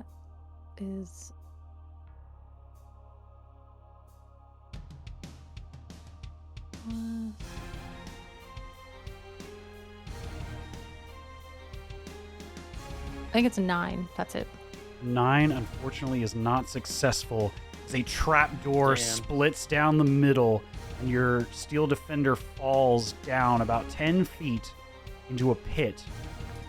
Pit, at this point where you can see from your distance, you can see you don't hear a thud or a crash or anything of danger as you hear the sounds of the steel defender, but almost like it fell onto something soft and almost gelatin-like yourself. As you look, and you can barely catch out of the corner of where you are. If you were any further back, you wouldn't be able to see this. But at this point, at the bottom of the pit is a gelatinous cube that encompasses this entire 10-foot square. Your steel defender fell right on top of it. As it slowly begins to sink into the gelatinous form. But it will have one more opportunity to make the saving throw, but this is a 10-foot pit with a gelatinous cube at the bottom of it. Right. As you hear this, as your steel defender slowly begins to get sucked into the acidic creature at the base of this pit. Mm-hmm. Ah, did I mention that this is not exactly a monster per se, so much as a spectacle of enjoyment and excitement to add danger and drama to the event. You hear the ringmaster call out as the crowd cheers, seeing what they saw a little bit earlier of somebody falling prey to a similar pitfall trap. As this creature bounces around, the crowd seems quite exuberant, as either you all will succumb or at least be knocked unconscious by this creature, or succumb potentially to the traps, or potentially defeat this creature. As it seems very, very wounded at this point. But is there anything else you would like to do, Trash? Can it do anything else? Because it walked, it fell for the trap, and it failed, so it can't attack or anything. It's stuck. It's 10 foot down from the creature, Okay. so yeah, so it's not in melee range. Yeah, no, that's all I can do. This Okay. dice is going into jail forever.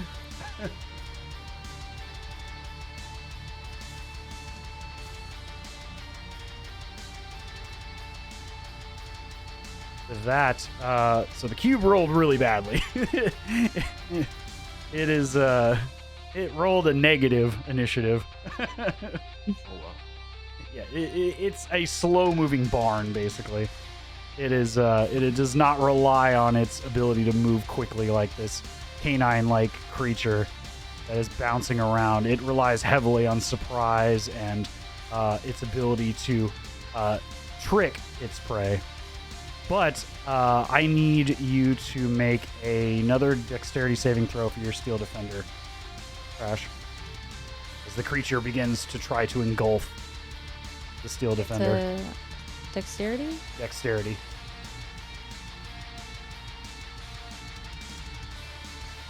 It's a 21. 21.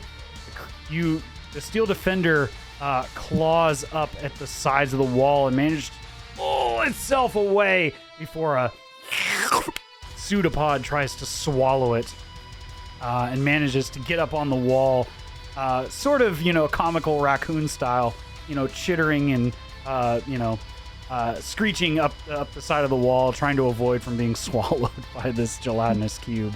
As it sees inside, you can kind of see the bits and pieces of remains of other individuals who were not so lucky and were engulfed by this creature and are slowly being digested by it. You see other rodents and loose debris. No human remains, but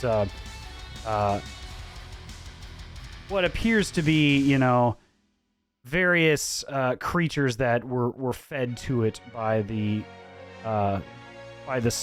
circus staff Mm-hmm. to keep it alive in this pit. But with that, Aziz, you are up. Okay.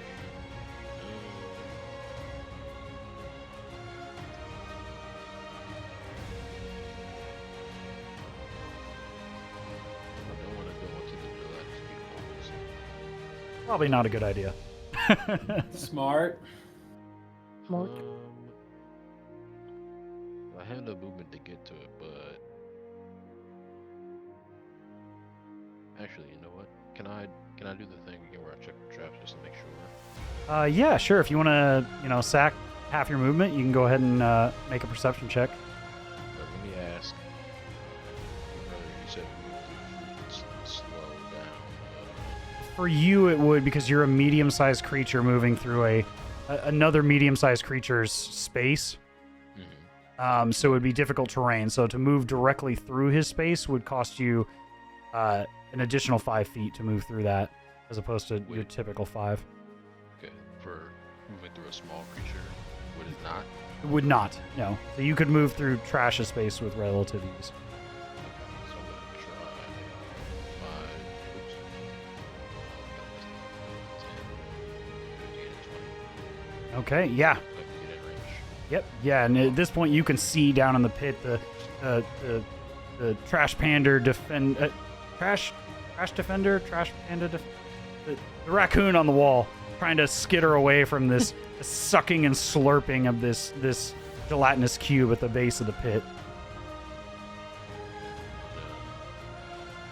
I guess when I do the roll again, the perception roll again. Yeah, if you want to. You in your pass through here, you haven't passed through any traps. Is You it don't have to either- if you don't want to. Okay. Can I check like the general immediate area, like the area around? Sure. Yeah, you Except- could sacrifice the like rest of right your now. movement to do it. Yeah. Go ahead and give me a perception check. Oh, that's not An good. 8.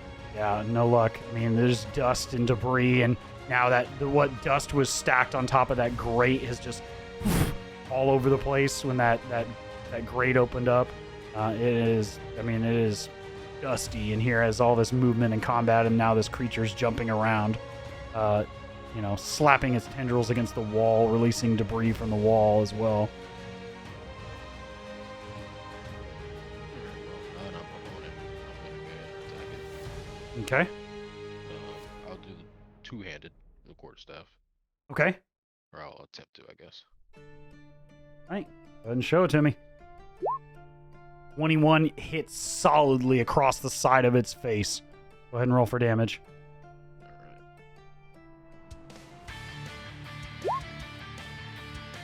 With a 12 on a two-handed weapon. How do you want to do this? Let's go. Yay. Okay.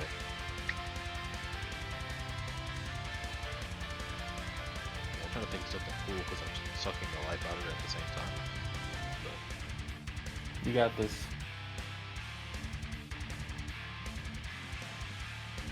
Can I? Does it have a mouth? Yeah. I mean, it looks like a canine. It's got this wide stretched jaw and sharpened teeth at the front, kind of like a cross between a panther and a canine, with a like a Tell me- rubber. I'm sorry. Go ahead. Oh, you mean the cube? No. Yeah, I was talking about the not the cube. The I was talking about the yeah, the one with the tendrils. Yes, it has a mouth. Yeah, it looks like a dog or a panther, except it has 6 legs and has 2 tendrils on its back that swing around. But otherwise, it looks like a dog or some sort of canine. All right. Oh, this might be kind of brutal, but you tell me if this is too much. No, it's not. Go for it. Do it, do it. Since I'm using the quarterstaff and I'm two-handing it, Yeah. I kind of stuff it like through its mouth into like the innards of its body, Okay. and then reach in if Uh-huh. I can and pull out an organ, I suppose, Okay. if I can. You drive the staff in with holding it around the center in one hand and pushing it in with the palm of your hand on the other, driving it down through the throat of this creature. And you know from your experience studying the flow of energy through the body, almost the exact location typically of where the heart lies. And as you drive through, making micro adjustments with the sensory, almost like your staff as an extension of your body, you immediately recognize where the heart of this creature is. You make one last drive, a push with the palm of your hand, driving the staff straight through this creature's heart and pulling it out. As you see, Let's go. you raise the heart up over your head at the end of your staff as this creature slumps over, lifeless, and the crowd erupts in a thunderous cheer. Amazing! It has been 3 months! months since we've seen success against the Displacer Beast. It looks like we'll now have to find a new challenger for the ring, as our combatants this evening are victorious. Show them your gratification. As you hear this loud, thunderous applause in this very intimate setting. And at this point, you see the fleet of goblins and kobolds begin to rush out onto the dirt field. And behind them, as they rush out, you see one of them pull a lever. And there's a number of traps that you hear this sound as these traps are disengaged across the entire arena, and one of the kobolds rushes up and rushes over and dives into the pit, and its legs are grabbed by one behind it, and it is tugged in, and then those legs are grabbed by another kobold as they kind of make this makeshift, monkey-esque ladder and are able to rip your steel defender up away from the wall as the cube tries to swallow it still.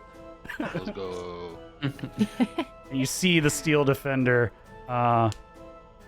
get yanked up and thrown over beside you as it chitters up and tries to crawl between your legs, Trash, as the trap door swings shut again.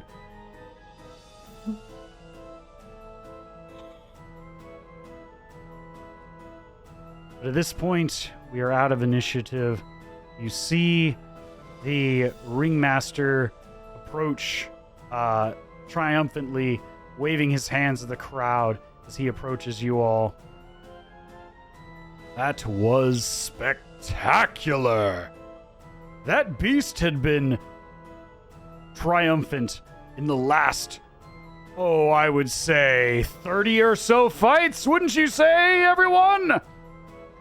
And there's again another loud, thunderous applause. But welcome to the Cirque du Hell's Keep. Our new triumphant champions, Loof, Aziz, and Trash. With that, your prize. As he reaches into a pouch on the side of his hip, and it is a very small pouch, but his hand goes deeper than the volume of this bag would otherwise suggest. As he pulls out a large satchel, and you hear the rumbling and the clinking of coins as he hands it over to you, Floof. A very heavy bag indeed.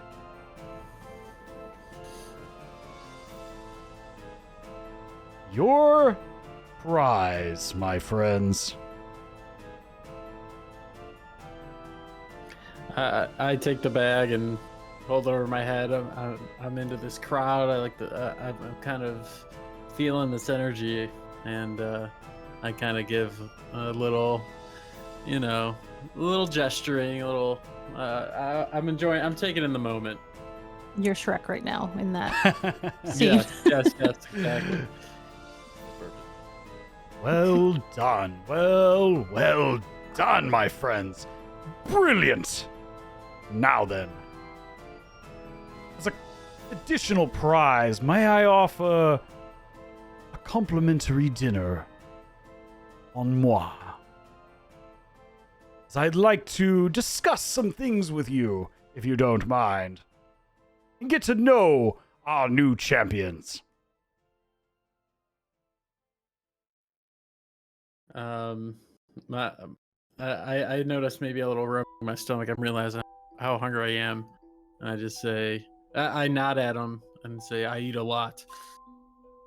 Well, we'll certainly have to whip something up, won't we, boys? As he snaps his fingers over and over and over, and you see 5 or 6 of the kobolds begin the process of cleaning up the arena as 2 of the goblins slide the doors open over to your right that had previously been sealed for the event.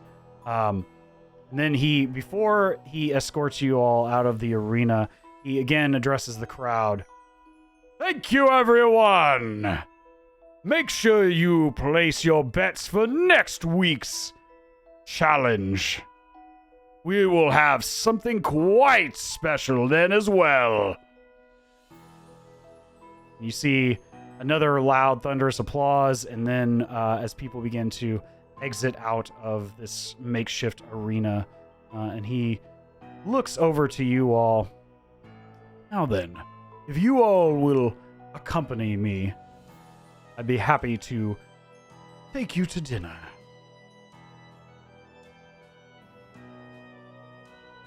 May we know your name?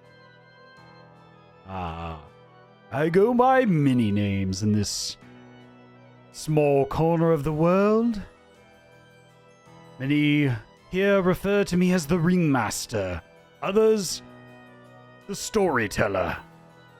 To my dear friends, I go by, as he pulls away the mask, you see this red-skinned tiefling man with fine features, and obviously he's wearing very fine garb. To my good friends, I am Enrique Sandis. Let's go. You're the man we have been looking for. So I've heard from... And he calls over, and you see the fingers wave, and you see Lucas head into the arena to accompany you all. Coming over here from the right, as they scurry over in their typical flamboyant fashion. Oh, darling brother, it's been so long since I've seen you without the mask on. And now you begin to see the resemblance between the two of these individuals. As they lock arms and give each other a brief hug before turning to you all. My youngest sibling here says that you have something for me. Let me go ahead and get rid of this and give you all the token here. Now we'll pull this up so everybody has this. Well, they reveal their face to you all. As you see a dark-haired, very elegantly dressed man with short red horns, similar colored hair to Lucas, but not quite the same, as they ditch the theatrics now that the Cirque is closing for the foreseeable evening.